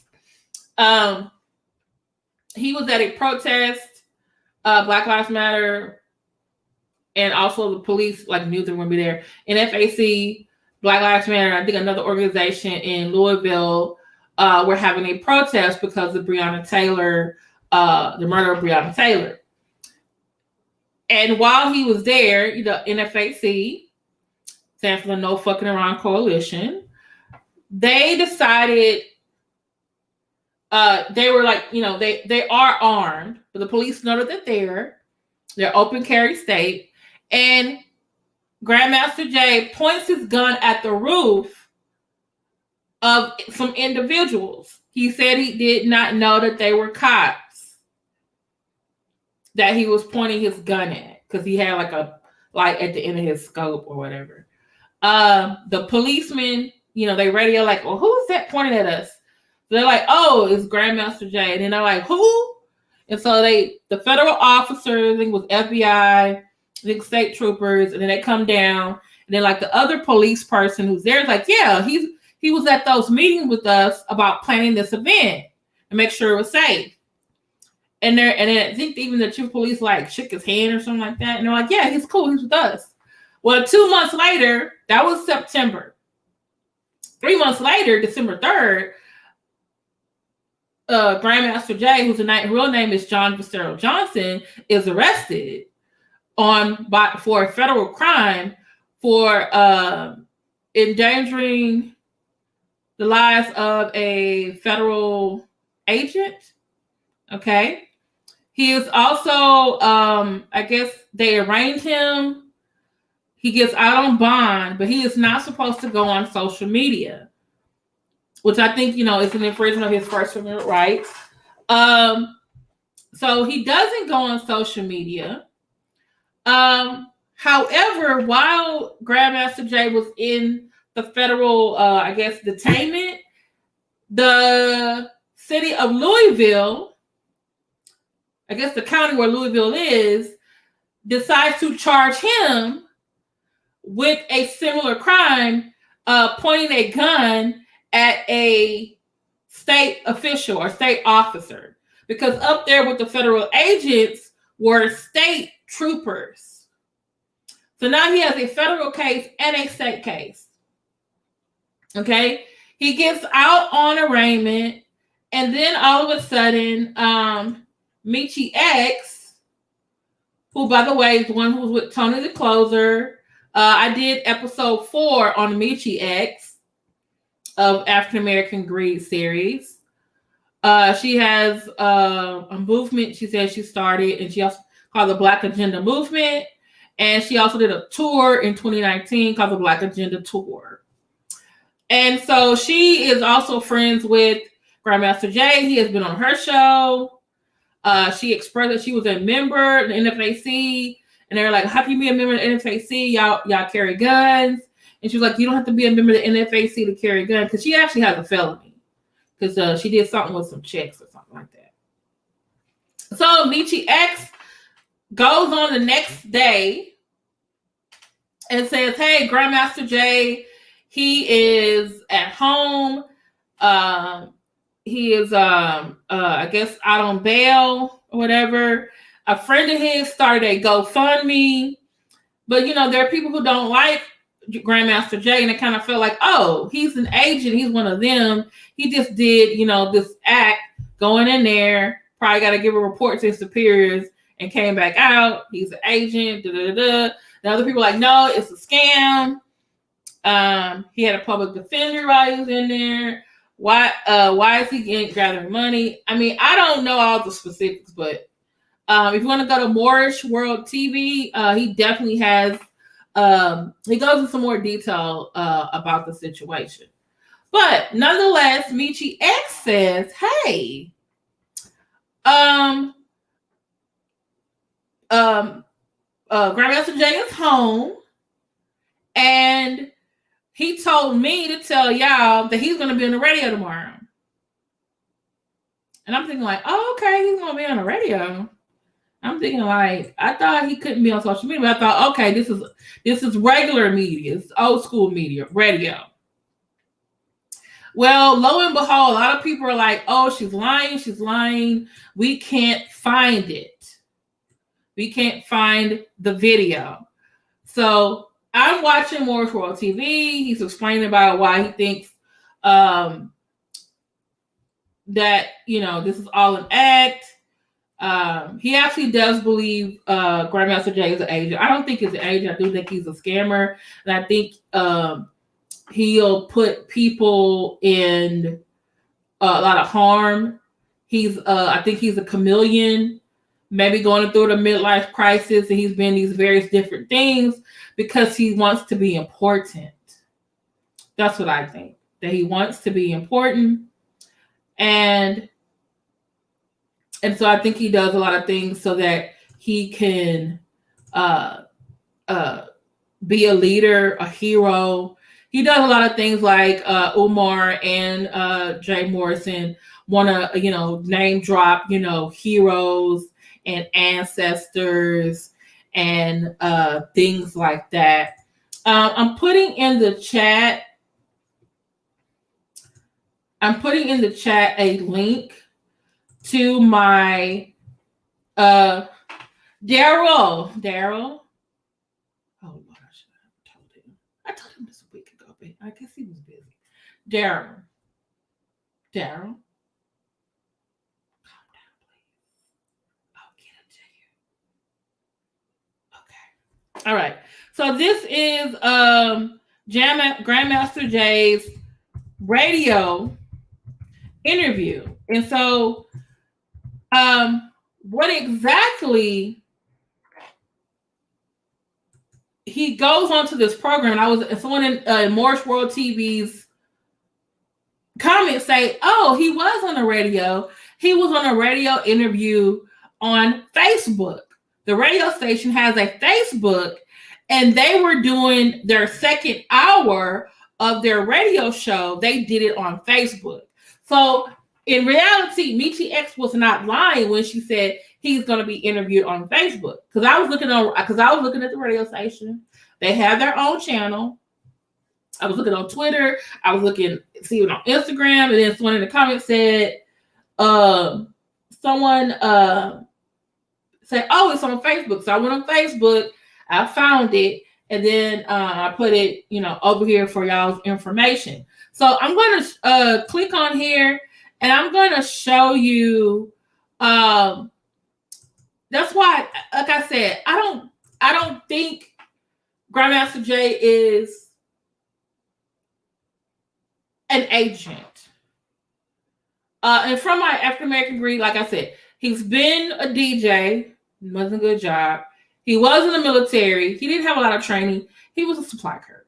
He inflated what he did. He also, I think he was in Black Lives Matter. Then he switched to All Lives Matter. Then he became a Trumper. He said he was running for president as an independent, but he was at a Trump rally. And you see him escorting one of the protesters out. He tried to make some explanation, and then I think the very next year, he found NFAC. And then now here we are in 2020 with him being arrested, this fact of being arrested, large organization. And now I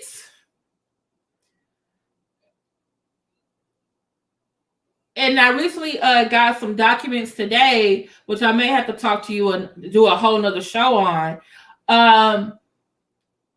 He recently was, okay, so the video that, Roxanne, can you just please go get the video from last Saturday and put it in the chat? Please. Okay. So the day after Grandmaster Jay is arrested, he gets released. They have a GoFundMe. He goes on this radio station, and they start speaking to him. But I felt that he said, oh, I can't say a lot, but I still think he was saying too much. They said, no, you can't be on social media. But then again, when I thought about it later on, I was like, well, I said Facebook is social media. Then I thought, well, maybe they recorded, because the people, the radio DJs, they were all on Zoom. So obviously he had to be on Zoom too. So I was like, well, maybe they did the interview, recorded it, and then uploaded it to social media. Okay, thank you so much.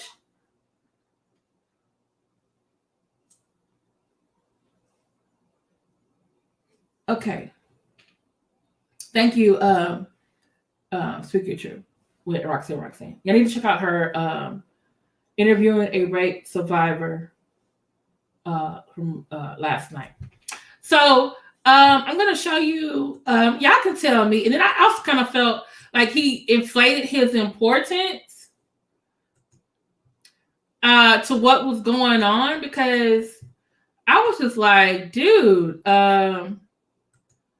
maybe you are, they are affecting your... What they actually want to silence me. It was really not about... Okay. All right. So can y'all see? Okay. So this is the Zoom radio Facebook interview. And I actually covered it because I kind of don't want the man to get in trouble. And so I covered his face, so they couldn't see. Because this was a radio interview. But it seemed someone else, and I think even Anti-African guys saying things, says he's done too much talking since he got out of jail. And now they're saying this week he can totally go back to social media. Because what he started to do before, he recorded the interviews, and then the interviewee would upload it to social media. And then so this week, he actually returned to his own channel, because he actually has his own channel. It's called the Official Grandmaster J channel. He had an Instagram where he did a lot more of his talks and stuff, but that one is still shut down. So he's doing everything, his morning mental, his facts over feelings. He's doing that over on his channel. So, but I want to just show you this interview he did the day after he was arrested, because I was just like, okay, dude, I think you're just a straight up narcissist.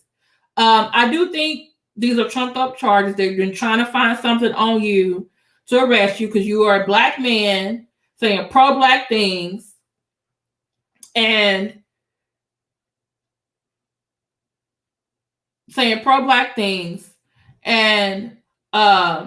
you're in front of, the leader of a very large organization of black gun owners. So, I think, the white people's is concerned, and if you notice, when they're concerned, their needs get met.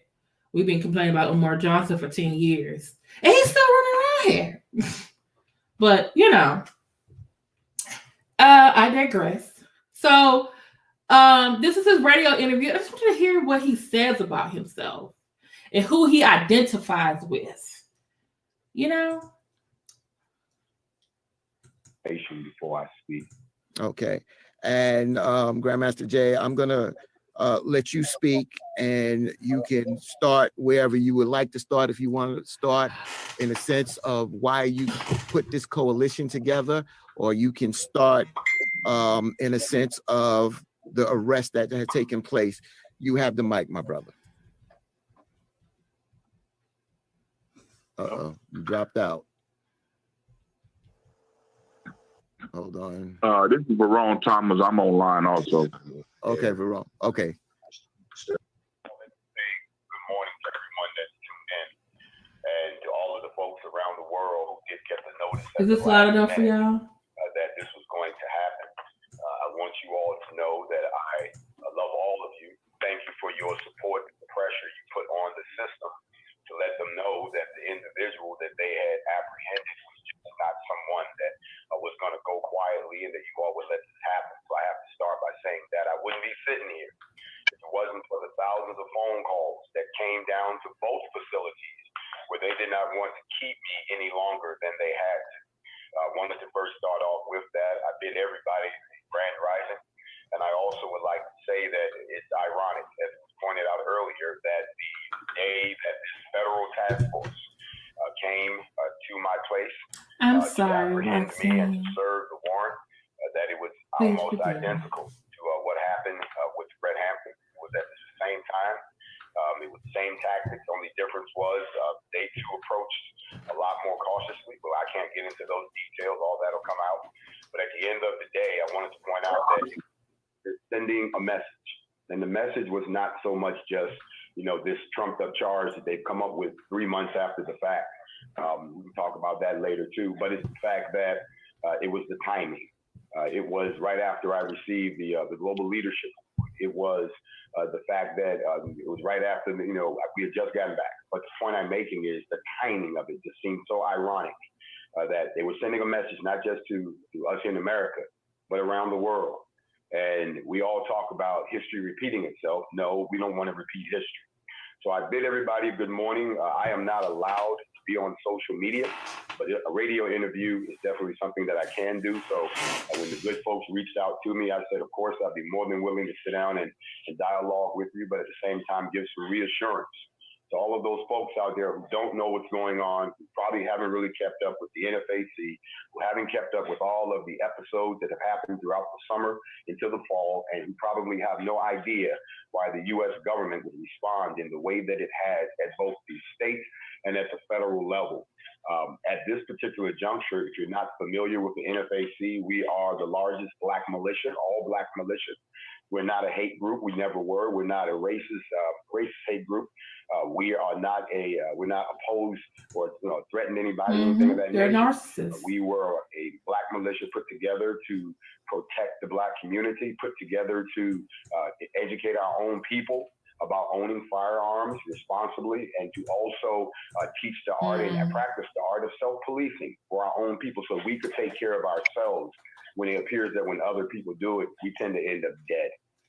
The NFAC, of course, has been ignored by mainstream media to a certain degree unless something negative happens. None of the successes do they report. But we're not surprised at that. What I am surprised at is the fact that there are those folks out there that are acting like they just heard about this for the first time. And having your head in the sand in this third. Okay. So what I noticed that he did the same thing again, just like Umar Johnson's always invoking Frederick Douglass and that, I'm 6'4", he was 6'4", he was 270 pounds, I'm 270 pounds, I'm a relative, I'm an ancestor. You got Jay Morrison talking about I'm my Malcolm X light. Now Grandmaster Jay over here talking about, he's being persecuted and looked and surrounded out there like Fred Hampton. Now, for those of you who don't know, Fred Hampton was a Black Panther and the chief. He was the head of the Chicago chapter of the Black Panther Party. He was on surveillance, like a lot of Black Panthers and also civil rights leaders. The FBI, Counsel Pro, was real. He was later murdered, and I believe assassinated, while he was sleeping in his bed because they were looking for guns. Now here's Grandmaster Day saying like he's like Fred Hampton now. Really, sir? You're alive. You walked out your house, your apartment, went to jail, and you can't come back home.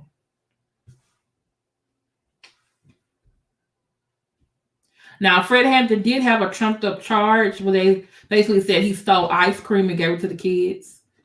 They tried to give him a little long sentence, but they were able to get some lawyers to help him. He got out. And then later he was assassinated. So are you trying to say, Grandmaster Jay, you going to be assassinated next?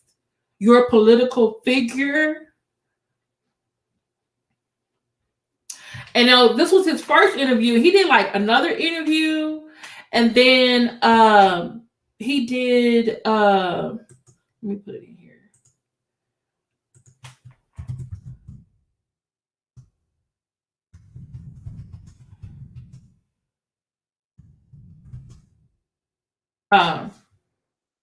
With another, same thing. I kept saying, and I saw, it was recorded. Then they uploaded it. Then this week, I kept hearing on different stations, especially Morris World TV. Shout out to Morris World TV. I'm going to put a link in the chat for him too. It says, Grandmaster Jay is back on social media. So I went to his channel to see what he was doing. And I see him in this outfit. And I said, okay, I'm going to put in my watch later. I'm going to watch it later.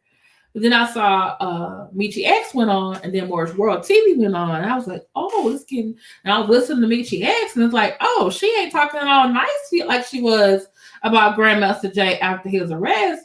She basically saying, he talks too much. She said he's a two-faced narcissist that talks too much, and that he doesn't really care about the people. He cares about the money. He's another Dr. Watkins. That's out of her own words. And I'll put her link to her video in there. And I was like, wait a minute. When did this happen? It's because you can't be the spokesperson and he went on to other different places instead of you? Like, that's not that she falls out with people a lot. And she chooses other narcissists to me. And they don't work out. And now she's friends with Tony Close, and I'm kind of wondering, like, when is that going to fizzle? Or has it fizzled? I just don't know. So I want y'all to see. I'm going to show y'all Grandmaster Jay's first video that he had out this week. Okay? This man, Lord Jesus. Talking about making a grand entrance. He wanted to let y'all know that he was back and that y'all were not going to count him out. Y'all thought y'all could control him, but he was like, no, here I am. His video is actually called Guess Who's Back? His video is called Guess Who's Back? So here is the share audio. Let me show y'all the tab. And I want to show y'all need to look at what the hell he wears when he. Y'all look what he got on. Y'all look at what he got on. The first 10 minutes of his video is basically him coming out in this outfit to this song, undressing, and then sitting down. And I'm just like, dude, are you serious? And remember I said before, to me, I feel like he's in cosplay. When he wears out that military guard, he's pretending to be this great dynamic leader. Because I don't think he's an agent. I just think he wants to feel important. Because he's regular John F. Johnson at home. But to the world, he could be Grandmaster Jay. You know what I'm saying? So I'm going to show. I had nightmares about the outfit.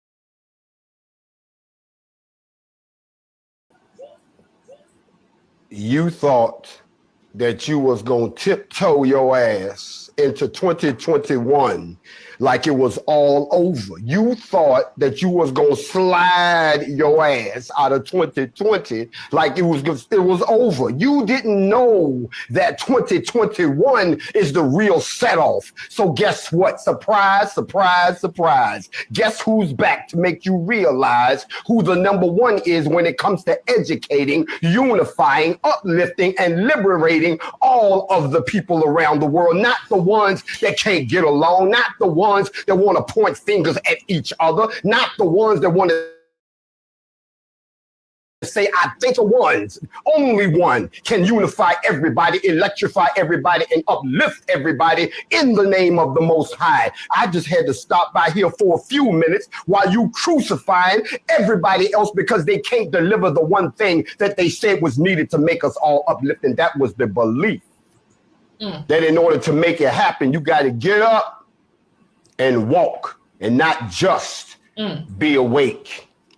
I want to wish you a happy new year if this is when the clock starts over for you. But for all of y'all sitting there trying to figure out what has happened, how did this happen? What am I looking at? Is this a mirage? Oh my God, what is this sitting in front of me? I would like to do something that they used to kill us for a long time ago, and that was read. I would like to read something to all of you all who have been sitting around fiending and thirsting and wanting somebody to come along and quench the true thirst of your soul that everybody else just wants to play around with your soul. Everybody else just wants to gloss over your soul. Everybody else wants you to contribute to their cause on behalf of your soul, but nobody wants to feed your soul. So guess what? You know, you cannot stop that which has been purposed by the Most High. You can't stop that which he already said, my word won't return to me void. But for those of y'all who think that I should have to rush right now after all I've been through, what it took to get me here, for all the hell I've caught in the name of you, don't you dare sit there and have the audacity to tell me to hurry up. You got to still walk in my shoes. You got to feel the fire that I felt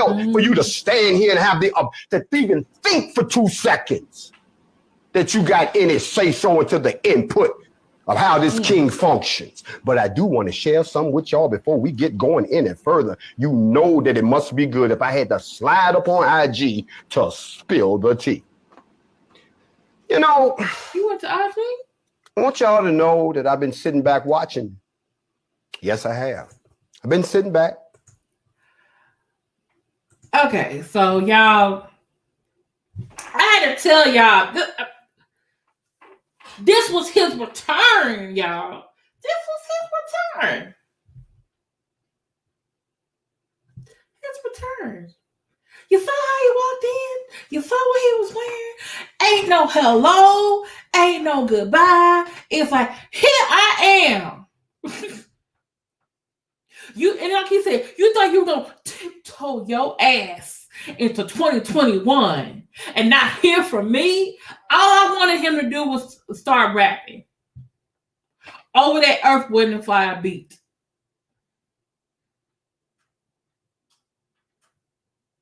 And you notice, like I said, with a lot of the people, with the exception of Kevin Samuels, all these people are very pro-Black, Black conscious. They're name dropping Black historical figures.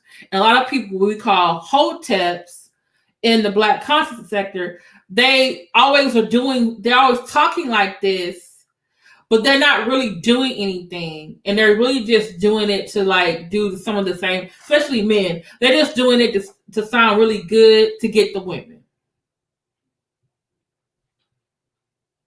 You know, just what. Or feel important, or So look how he came in here. Look how he came in here.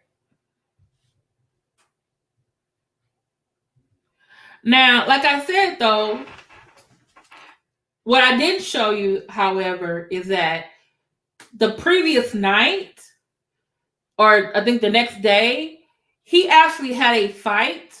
He actually went on Instagram. I couldn't find his page. I guess he must have closed it because he probably got backlash. He was in talking bad about his second in command, called KFOS, KFOS. That's his second in command. Basically, Grandmaster J was calling his second in command an agent, and that he couldn't trust the man. I'm just like, what? Where did this come from? But a lot of people in the NFAC feel like KFOS, was very loyal to you, never said anything bad against you, remained in the organization even when Delta, another member of the NFAC, was hiring the leadership. He left and started freaking out against you. It's like, well, why are you saying these things all of a sudden? After that happened, here comes BTX on her live, basically saying why basically she got a problem with Grandmaster J. And I'm like, oh, another group of the Hoteps are fighting.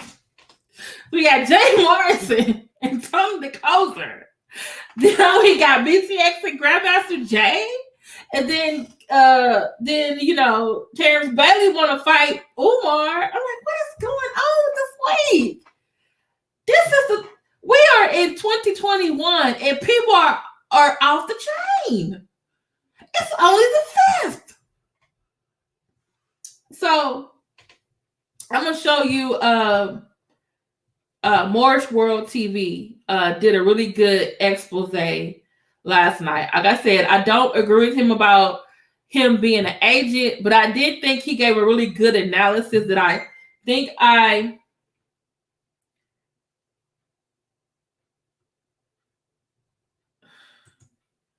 Daryl, I'll send you the link if you really want to come. I know it's on your heart. Hold on. Excuse me, y'all, briefly. Daryl, I've dropped the link. Roxanne, tell him I dropped the link for him.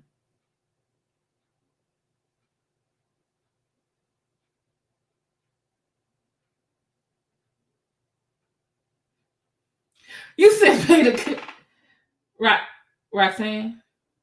But tell him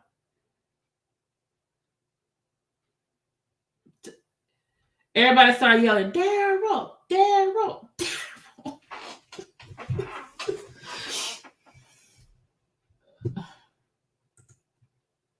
So I'm gonna let him speak his speech.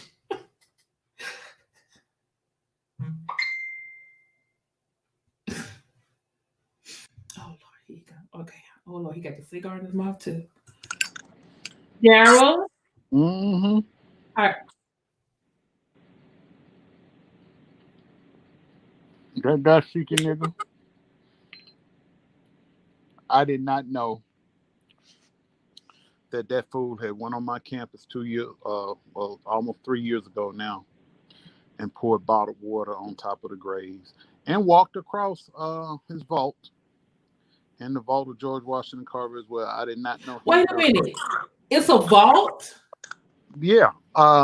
If you look when the headstone is it's just a stone, but if you walk behind it where they went with a kid or whoever was with him, they both were walking across the little cylinder. That's the vault that he's actually buried inside of. So they were standing on top of his grave. And then when they went over to George Washington Carver's grave and he was walking across it, he was walking on top of their grave. Yeah, they're buried on campus next door to the chapel. All the first 5 presidents of Tuskegee University are buried out there. Dr. Patterson, who started the United Negro College Fund, he's buried out there. He was our 3rd president. President Moten is buried out there. President Peyton, who was the president when I was a student, he's buried there. Dr. Foster, who was the president when my sister was a student, he's buried out there. President Peyton's wife is buried out there. All of Booker T. Washington's wives that he was married 3 times, all of them are buried out there. Wow. It's just very, very disrespectful what he did. I'm not going to yell, I'm not going to go off, but for him to go out there thinking he was doing something magical and special, with a bottle of water that he stopped and got at the gas station that's on the edge of campus to pour some water out. I'm not even sure he bought that bottle of water, Daryl. Like my bottle of water has a label. His bottle didn't have a label. That's just some foolishness that he went out there and did. It's very, very disrespectful what he did. If he wanted to honor them, he could have just simply laid a wreath at the grave site and said some words and explained where he was. But for him to do that, that was just totally uncalled for. Because I remember I told you last week, but I don't know if you were busy. I was like, Daryl, you know he went to Tuskegee? I never saw that video. And that video, but I don't think I showed you the video. But I was like, and I saw it today, and I was like, what does Daryl? This fool, had he done that when the students were there? See, he obviously did that in the summer.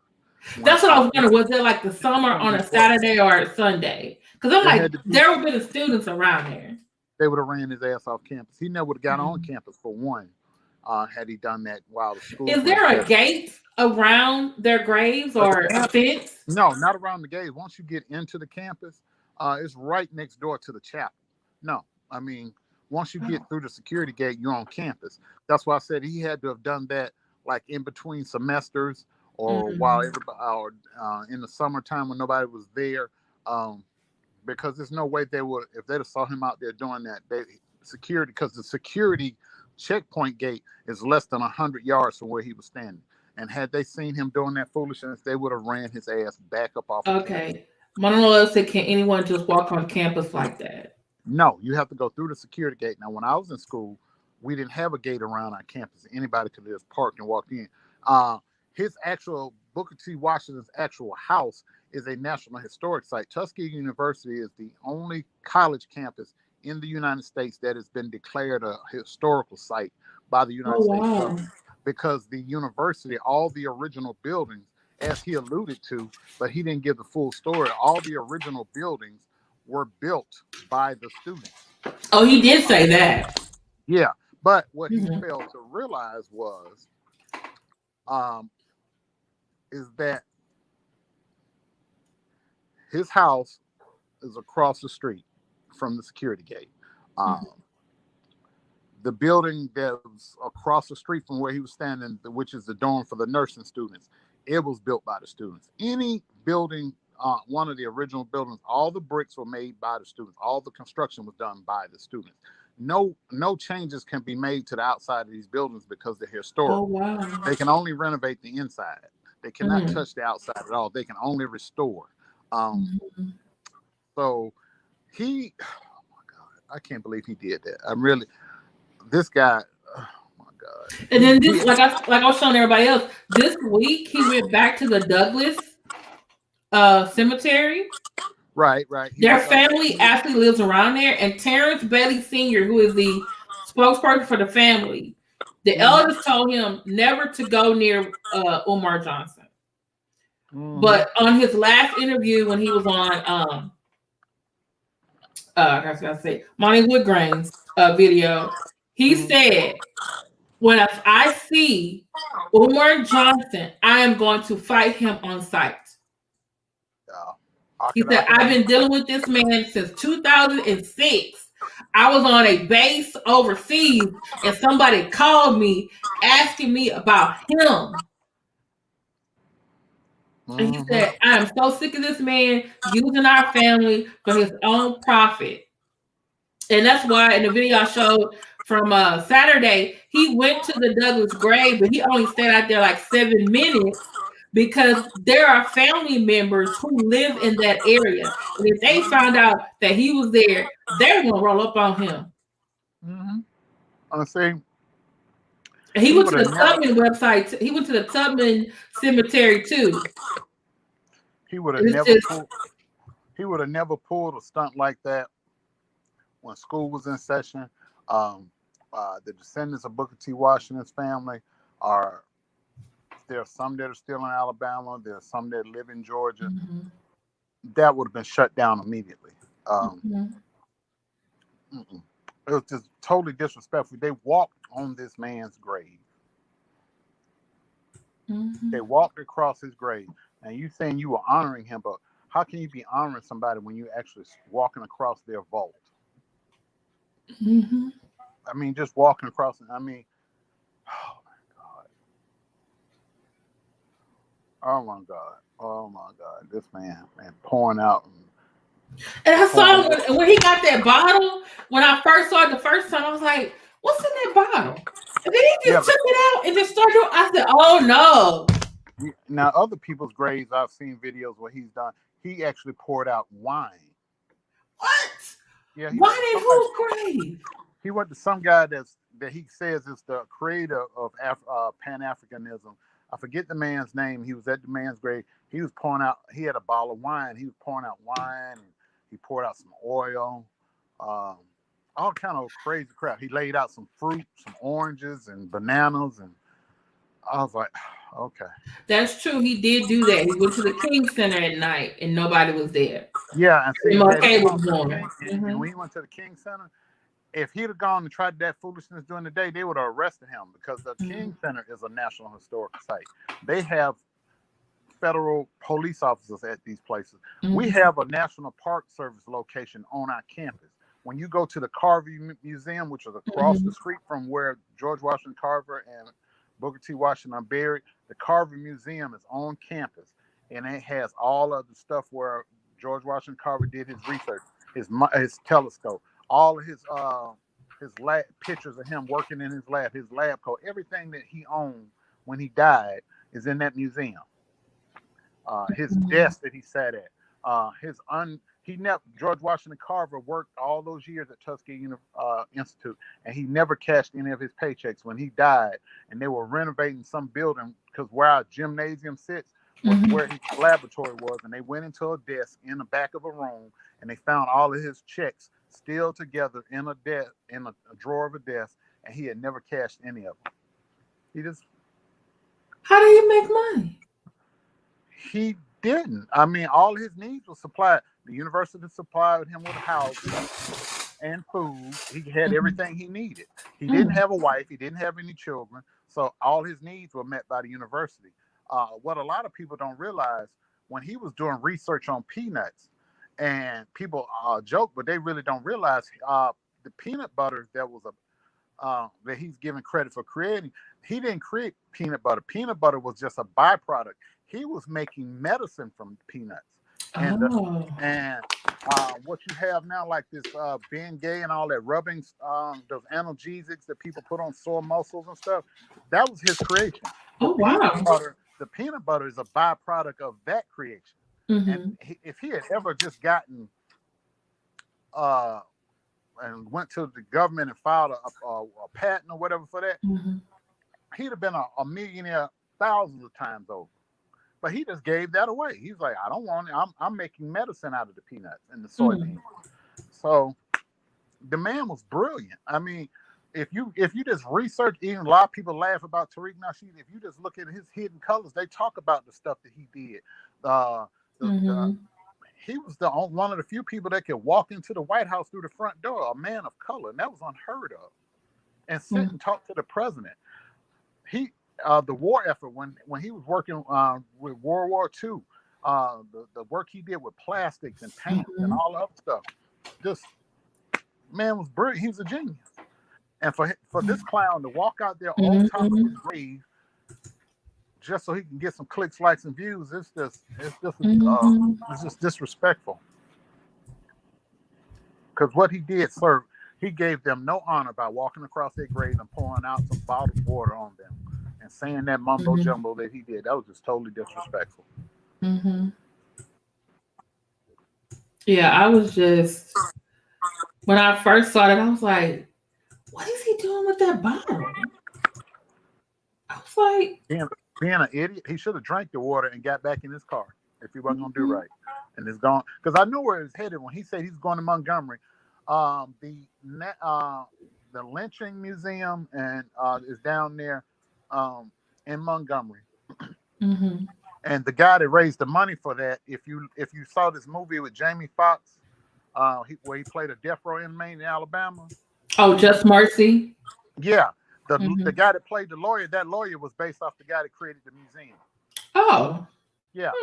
And he was going down there, and Fred Gray Sr., who was the lawyer for MLK during their Montgomery bus boycott and the lawyer for the civil rights movement, he has a law office down there, and he's my fraternity brother.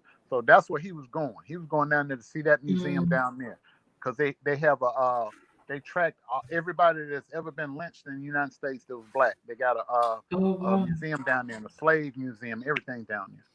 And that's where he was headed. But I knew on the way down there, he was going to stop at Tuskegee. Yeah, I wish he'd have just kept going down I-85. Oh, wow.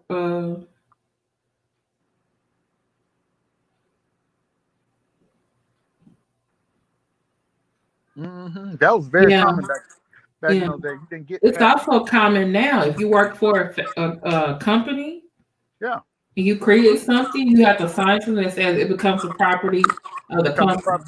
A young lady that was my classmate when I was in Tuskegee, everybody uses her invention, that tied with bleach, the washing powder. She was my classmate, and Procter & Gamble got credit for that. They paid her, but they owned the patent. But she created. Now the guy that created the Super Soaker, the little water guns that all these kids play with, he went to Tuskegee. Oh wow! Didn't he sue the toy company because they're like they didn't properly compensate him for that? And he's a billionaire now. Yes, he did. Yeah. Yep. Lonnie Smith. He's a billionaire. And his original prototype. We have a library named after him in Houston. Oh yeah. Lonnie Smith Library. And his original design of that Super Soaker it sits in the engineering building on campus. He made it out of 2 liter bottles of Pepsi and some tubing and some PVC pipe. Wow. And the rest is history. That's awesome. Yeah. Old country boy from Alabama. Billionaire. But yeah, I wish somebody would have had a Super Soaker with some bleach or something in it and hit him in his ass when he was out there pouring water, talking about Mama Bula or whatever. He pouring water on people's stand on top of He's yelling at the grave. Like that person literally, when you lay someone to rest, you are laying them to rest. Yeah. And he's out there. And all jokes aside, that even though it's in the middle of campus, it is one of the quietest areas on campus. Because it's right next to the chapel. Yes, he did. And it's one of the quietest spots on campus. I don't see how he got away with that. That's the only thing I could come up with. He did it during the summer, because if he had done that in the spring or the fall semester when people were there, security would have ran him away because they were less than 100 yards from where he was standing, because the gate was to his right of where he was standing, right there. Because as soon as you come in the gate, the chapel is right there in front of you.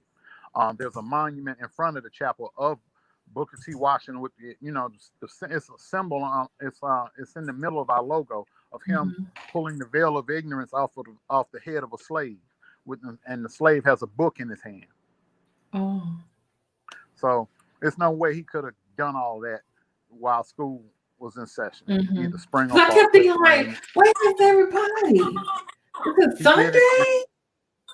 Even on a Sunday, students, everybody's always there. It's a small campus, so he would have been noticed, and they were going, "Hey, what are you doing? Why are you standing on top of the grade?" Because a student would have said something to him. Yeah, even with COVID going on now, especially now with COVID going on. Well, that video, Loud 2013, when he was at Tuskegee, that was like 2018. Right. And see, now with COVID, nobody's allowed on campus unless they're a student. Parents can't even come on campus. Nobody from the outside can come. You got to, no visitors. Nope. Nope. Because my cousin works there. Trust me. The head of security are gonna definitely get a copy of that. Make sure his butt don't come. It's not allowed back on campus. You shouldn't be. Yeah, My fraternity brother's gonna get that because I'm like, no, this clown cannot come on and act like that and disrespect that man. Those yeah, men. but Chris. Yeah, but yeah, now, yeah, for Rochester, but Rochester, I think he sneaked onto the Frederick Douglass Cemetery. That's why he was talking so fast, because he knew that the family, if they know it, because he was live, and if one of them said, "Oh, Umar was the grave," and text the rest of the family, they would have run up on him. And then he got nervous when the white man came by. He was like, "Why that white man looking at me?" Because the white man was probably thinking like, "Oh, you don't look like them Bailey Douglases." You know who they know. But thank you, Daryl, for coming on. No problem. I just feel bad because I feel like I riled you up. No, you didn't. No, you didn't. And he did. You didn't do nothing. I'm just like shocked that idiot did that. That was just totally ignorant on his. Because he's known for doing it, like going to cemeteries of Black leaders. Mm-hmm. And but when I saw that, I was like, "Did he put libations? What's in that jug? That bottle?" Just totally ignorant. Mm-hmm. Yeah. Well, let me get back to watching this election. I'm peeking over there at the TV. The Georgia Senate runoff. Okay, thanks. Mm-hmm. Thanks, All Daryl. All right. Bye. Bye. You're right, Jacqueline Vines. I guess I need to find the Tubman and the Frederick Douglass family.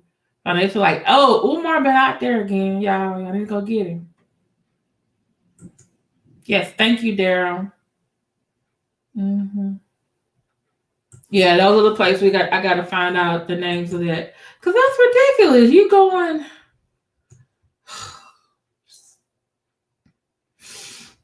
Oh, y'all, yeah.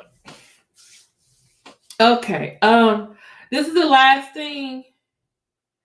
I'm gonna rerun it again, but I need to show you this next clip because this explains why, kind of like Grandmaster Jay. Like I said, Grandmaster Jay is kind of fighting with his second in command, K. Foss, calling the man an agent, even though K. Foss says Grandmaster Jay is not an agent, but K. Foss did say that he is worried about how Grandmaster Jay is running the organization and about how maybe he's not taking these the arrest and everything very seriously. Oh, you know someone who can get in touch with the... Okay, that's good. Black Anonymous. Yeah, the dead people need restraining orders to keep them safe. Okay, so this last one I wanted to show y'all. This is from Morris World TV. It's talking about Michi X and Grandmaster Jay. I think it's called Grandmaster Jay Breaking Up.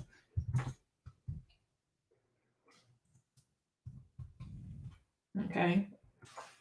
And let me share the screen. Okay. Okay. So Grandmaster Jay shows a video of like I said, he thinks he's an agent. I'm sure that y'all I've seen the text. Okay. So hold on. I'm trying to get to the part where they did.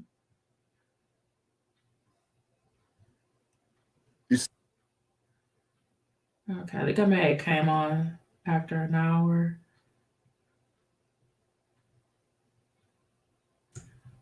And you can't reconcile that?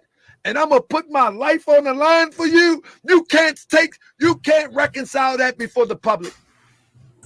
Nah. Family. This is you can't reconcile that before the public. I'm telling you. World TV. You will be thrown under the bus. I'm glad, and I hope many more walk away before they get thrown under the bus. Because they already got the computer. Yeah. He thinks you are running a militia that needs guns, but before you would shout out this black man because you don't want to see him receive all the money without giving you a portion of it, you would rather stay quiet and let all these black people that need guns for your militia purchase this shit from white people. I'm gonna need y'all to let that sink in for a minute. He's not an agent. He a motherfucking Dr. Watkins. That's what he is. See, people just don't want to answer this up. was her buddy. You know what I'm saying? Not no more. I will tell you this. If you believe he's not an agent, please just don't close your mind to the possibility. Be prepared for the extreme and everything in between. The moment that you close your mind, the moment that you close your mind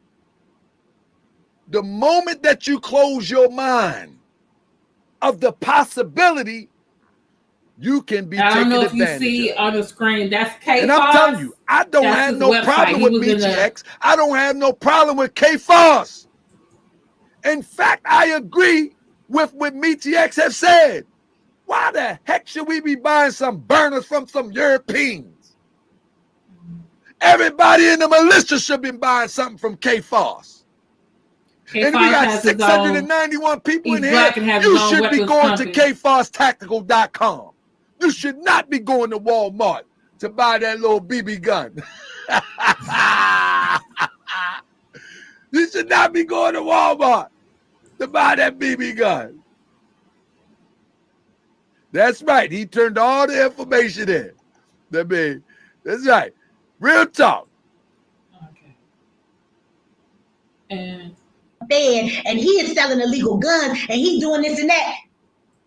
So she's upset that Grandmaster J basically was trying to throw K-Foss under the bus. Now listen, why would somebody make a projection that you're selling guns?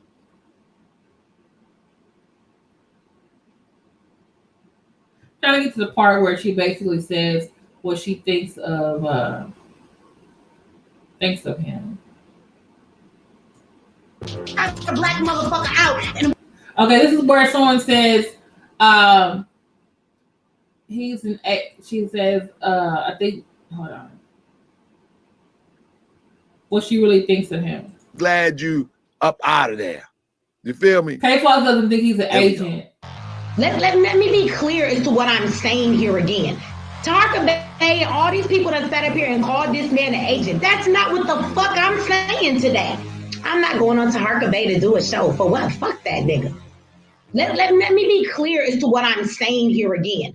Tarka Bay, all these people that sat up here and called this man an agent. That's not what the fuck I'm saying today. I'm telling you is he's a hating ass nigga who want all of the goddamn attention for himself. He doesn't believe in supporting black people unless there's something in it for him. The main nigga screaming, I don't take donations. No, you don't. But you won't shout the black motherfucker out and what they're doing unless they're giving you something. So let me give you this scenario. That's my okay. So, Tarka Bay is the one that's hosting Morris World TV. So the big thing is, and I can find. Let me see. Let me put this in here again, just so you guys can go see the larger interview. Let me put Michi X and Grandmaster J.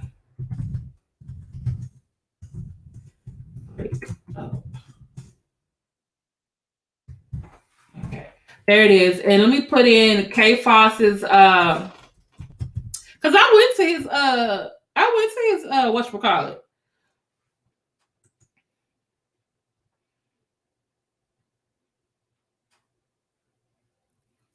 Okay, so let me stop sharing the screen and share the website, and we can look at. I know we've been on here for a while.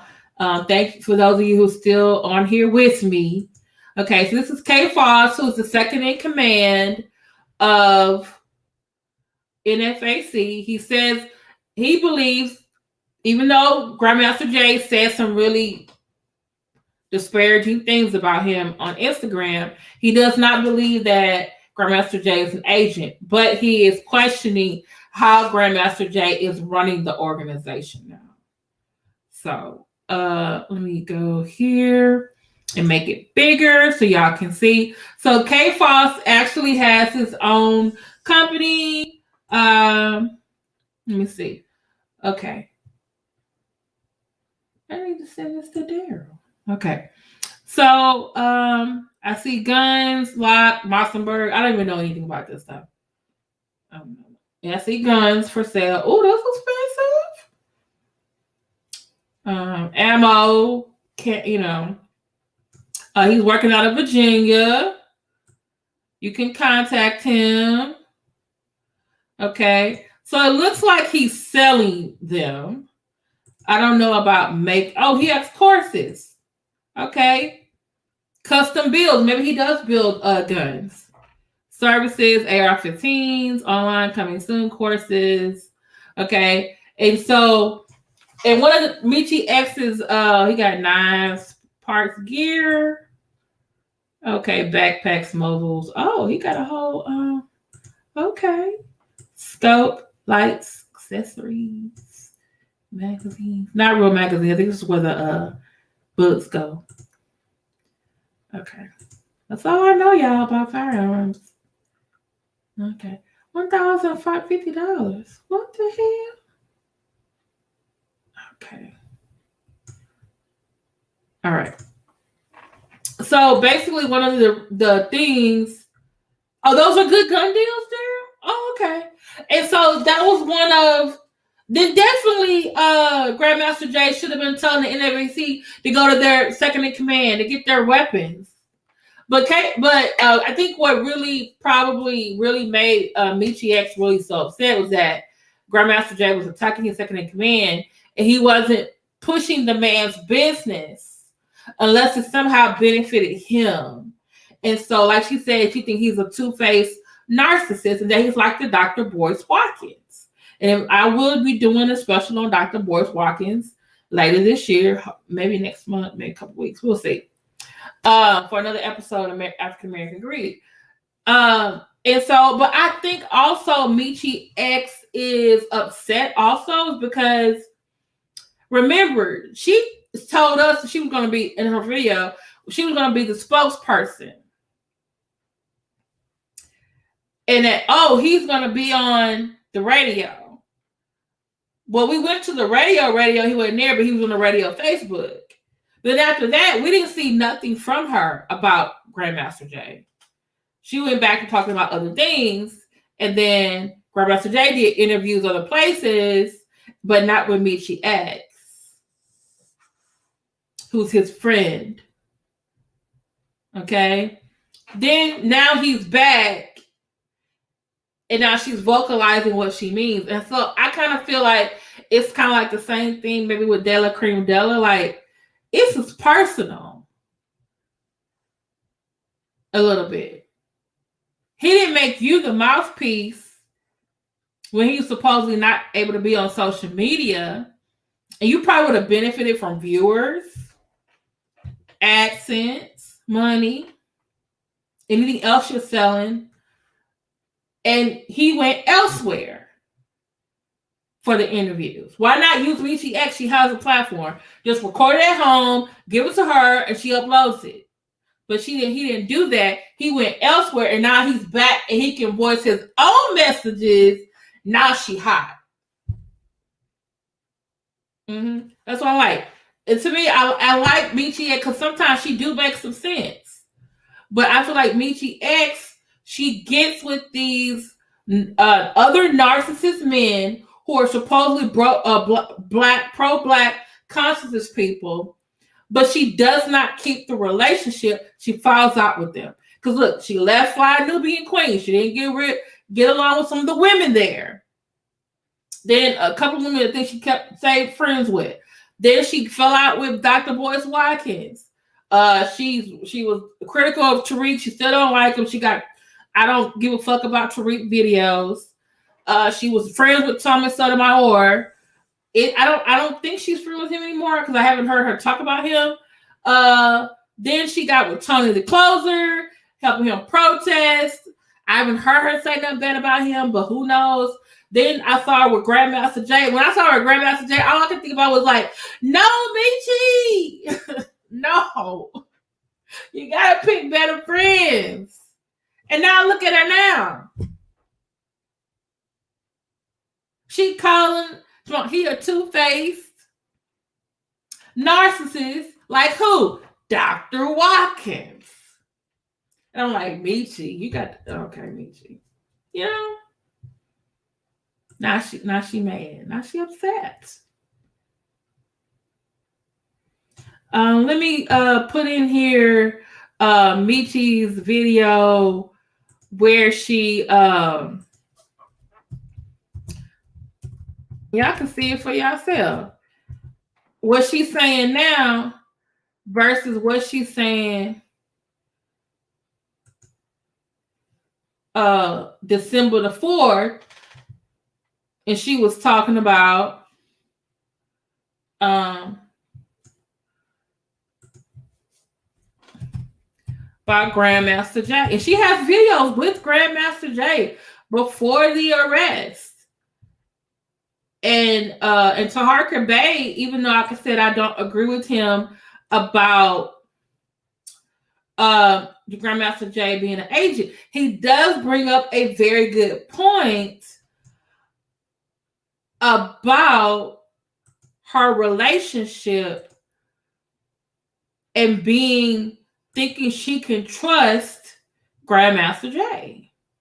And he wants her to wake up. And I think that's what happened, but I think it's also personal. Okay, this is Michi X after Grandmaster Jay arrest. Yeah. She was all, this is her video where she was all supportive of him and everything. And then let me see what the other one is. She did another one that was like 10 minutes and 26 seconds. Where is that one at? Was it, oh, he gonna be on the radio, y'all, and I'm gonna speak for him. I'm gonna be his mouthpiece. He's just gonna give me the message.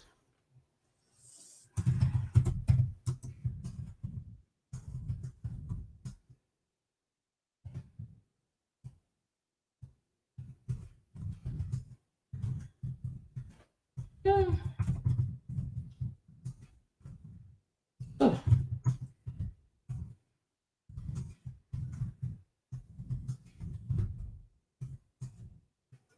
Okay.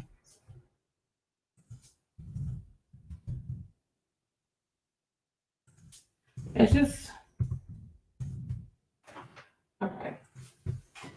It's just like, okay, I need her to pick better friends. Yeah, I need her to pick better friends. Okay, there's one last thing I wanted to show y'all. Let me see. And I got this today. I got to do some more investigation. But it seems that maybe Grandmaster Jay didn't really get permission to be back on social media.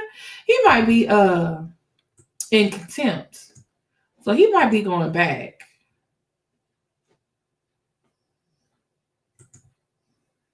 You know, he might be going back. Okay. I'm gonna show y'all this page because you know how I like to look at court cases and stuff. And I'm sorry this is going on a long time. Let me show y'all this. Application. Here you go. Window. Okay.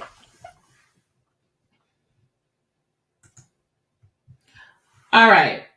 Do y'all see? Do y'all see? Okay, I'm gonna make it bigger. Is this big enough, or do I need to make it bigger than this? I'll make it the whole screen. Okay, so this says, this was filed 1/4/21, United States versus John F. Johnson. It says defendant filed a motion to modify the conditions of his pre-trial release, and his travel is restricted. And I'm trying to see where it says that he... Oh, Johnson now seeks to modify the limitation on his use of social media. A person ordered released by a magistrate judge may file a motion for amendment of the release conditions. Okay? So remember, after he was arrested the first time, they said, no, you can't be on social media.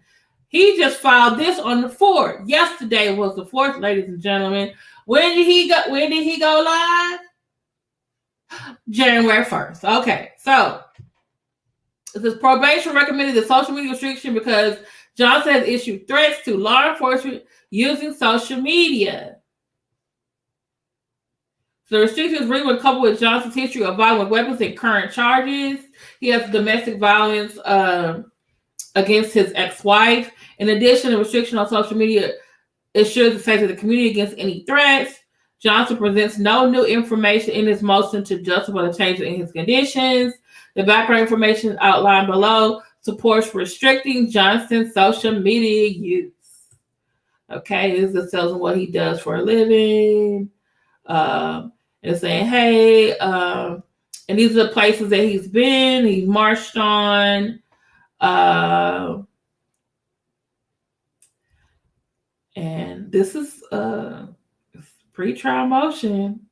So, and it's showing like what he's done on social media, his social media accounts. Sorry if I'm going, I might have to do a separate video just for this. Maybe there'll be members only. I don't know. This is just showing his history. And look what it says here. This court should deny the defendant's motion. And this is by the U.S. Attorney General. So he filed a motion. This is the response to the motion. Let me see if I can find the response to the motion. So basically, the judge still has to make a decision. Okay? Let me see. Okay.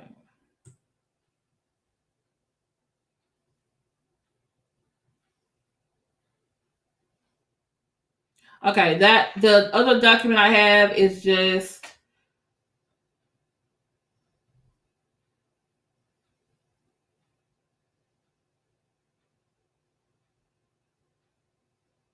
oh wait, okay, let me show you this next one. Share. This is shorter. And this basically shows it's a shorter document, a supplemental response to motion. And this is basically saying, look, you filed, the petitioner filed its response. Yeah, the United States opposes defendant's motion. They believed he filed its response using an electronic case filing system on December the 30th, and that they received notice that it had not filed its response and filed the response on January the 4th. So basically, here, they already know that you've been on the social media, sir. Look at this. Johnson's posting on December 30th falsely claims that he was authorized to participate in social media. No order has been issued to the court to authorize him to participate. So did you think just following a motion to get back on social media was you being allowed back on social media? Oh, you about to go back to jail, sir. You're gonna be doing pigeons. If this just says look, the video I just showed you on here. Who's back? And the next day, yesterday, morning mental. Oh, sir.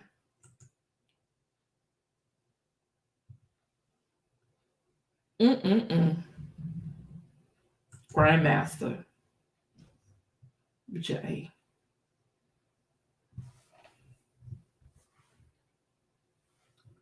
Yes, y'all gotta go check the interview that Speak Your Truth with Roxanne. She interviewed Barbara J. I need to go check that out. Roxanne, please put your video link in the chat with the title so they can go and see it. So I'm just like, sir. So like Anthony Gali said, like Michi X said, even like Taharka Bay from Morrison TV said, you talking too much. You ain't handling this situation correctly at all. Like, you're supposed to be a leader of like the largest Black militia. Like, sir, what you doing? Oh, Lord, have mercy, Jesus. He going back. He going back, y'all. I think he going back. He is going back. Okay. So y'all said that y'all want to see him go. Y'all want to see him go back. Y'all want to see him go back.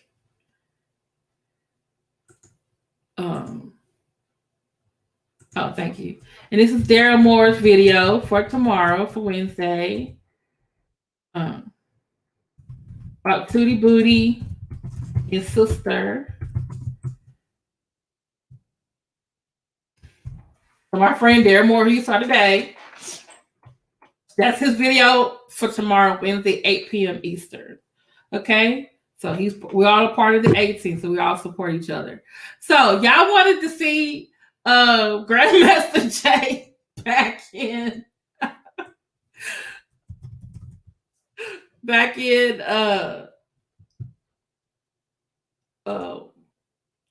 his outfit again. So we'll go out on that.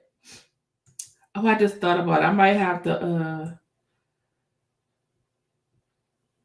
I'll just make those part of the videos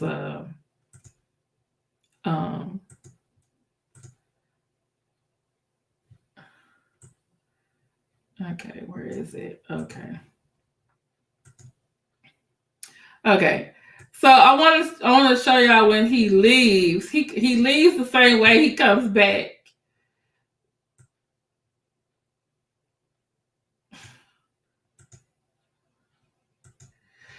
Except he got a different song. He got a different song. Oh, Lord. Oh, Lord. Okay, so we're going to go out on Grandmaster J. Guess who's back?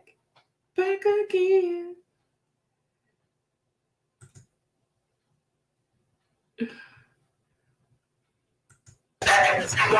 And you don't stop. You don't stop. Never eat your cake because the biggest are dark. Got some rap patrol on the cat patrol. Ladies love me long time like Tupac. So like so. And if you don't know, now you know. I got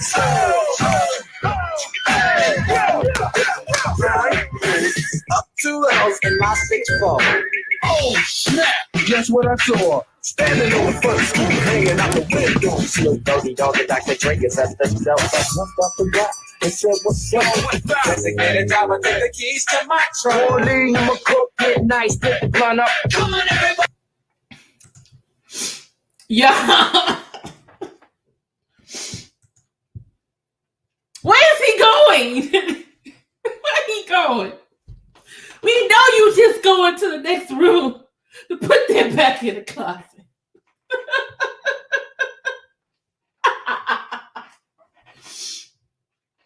OM Lil G.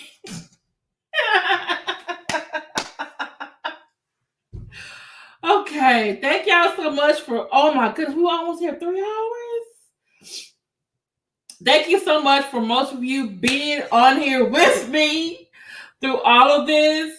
Like I told you, the Hoteps are fighting. They've been doing everything this past week. Now, Grandmaster Jay gonna be fighting for his life, fighting for his freedom, because he's not supposed to be on social media. He done 3-4 videos since the first. Just the 30th. You say what? Okay. This is where, just before we go, this is where you can get some, let me see, transcript merchandise. Okay. Someone put in the link for how to become a member. And I want to thank y'all so much. They said, could have kept the coat and mask on so the fans wouldn't know it was him. They got a copy of the video now. They don't know that's him in that coat. All right, y'all. Good night. Peace, love. See you tomorrow in Daryl Moore's chat. Check out Roxanne's video from last night on Speak Your Truth with Roxanne. Okay. Love y'all. Thanks so much for being. Thank you to the super chats, the stickers. Thank you to the new members so much. All right. Also check out my sipping tea video from earlier if you need to get a laugh. All right. Talk to y'all later. Hit the like button on the way out. Bye. That's my membership. You can become a member. Hey, thanks a lot, 2013. Thanks for y'all sticking it all out with me this whole time. Bye.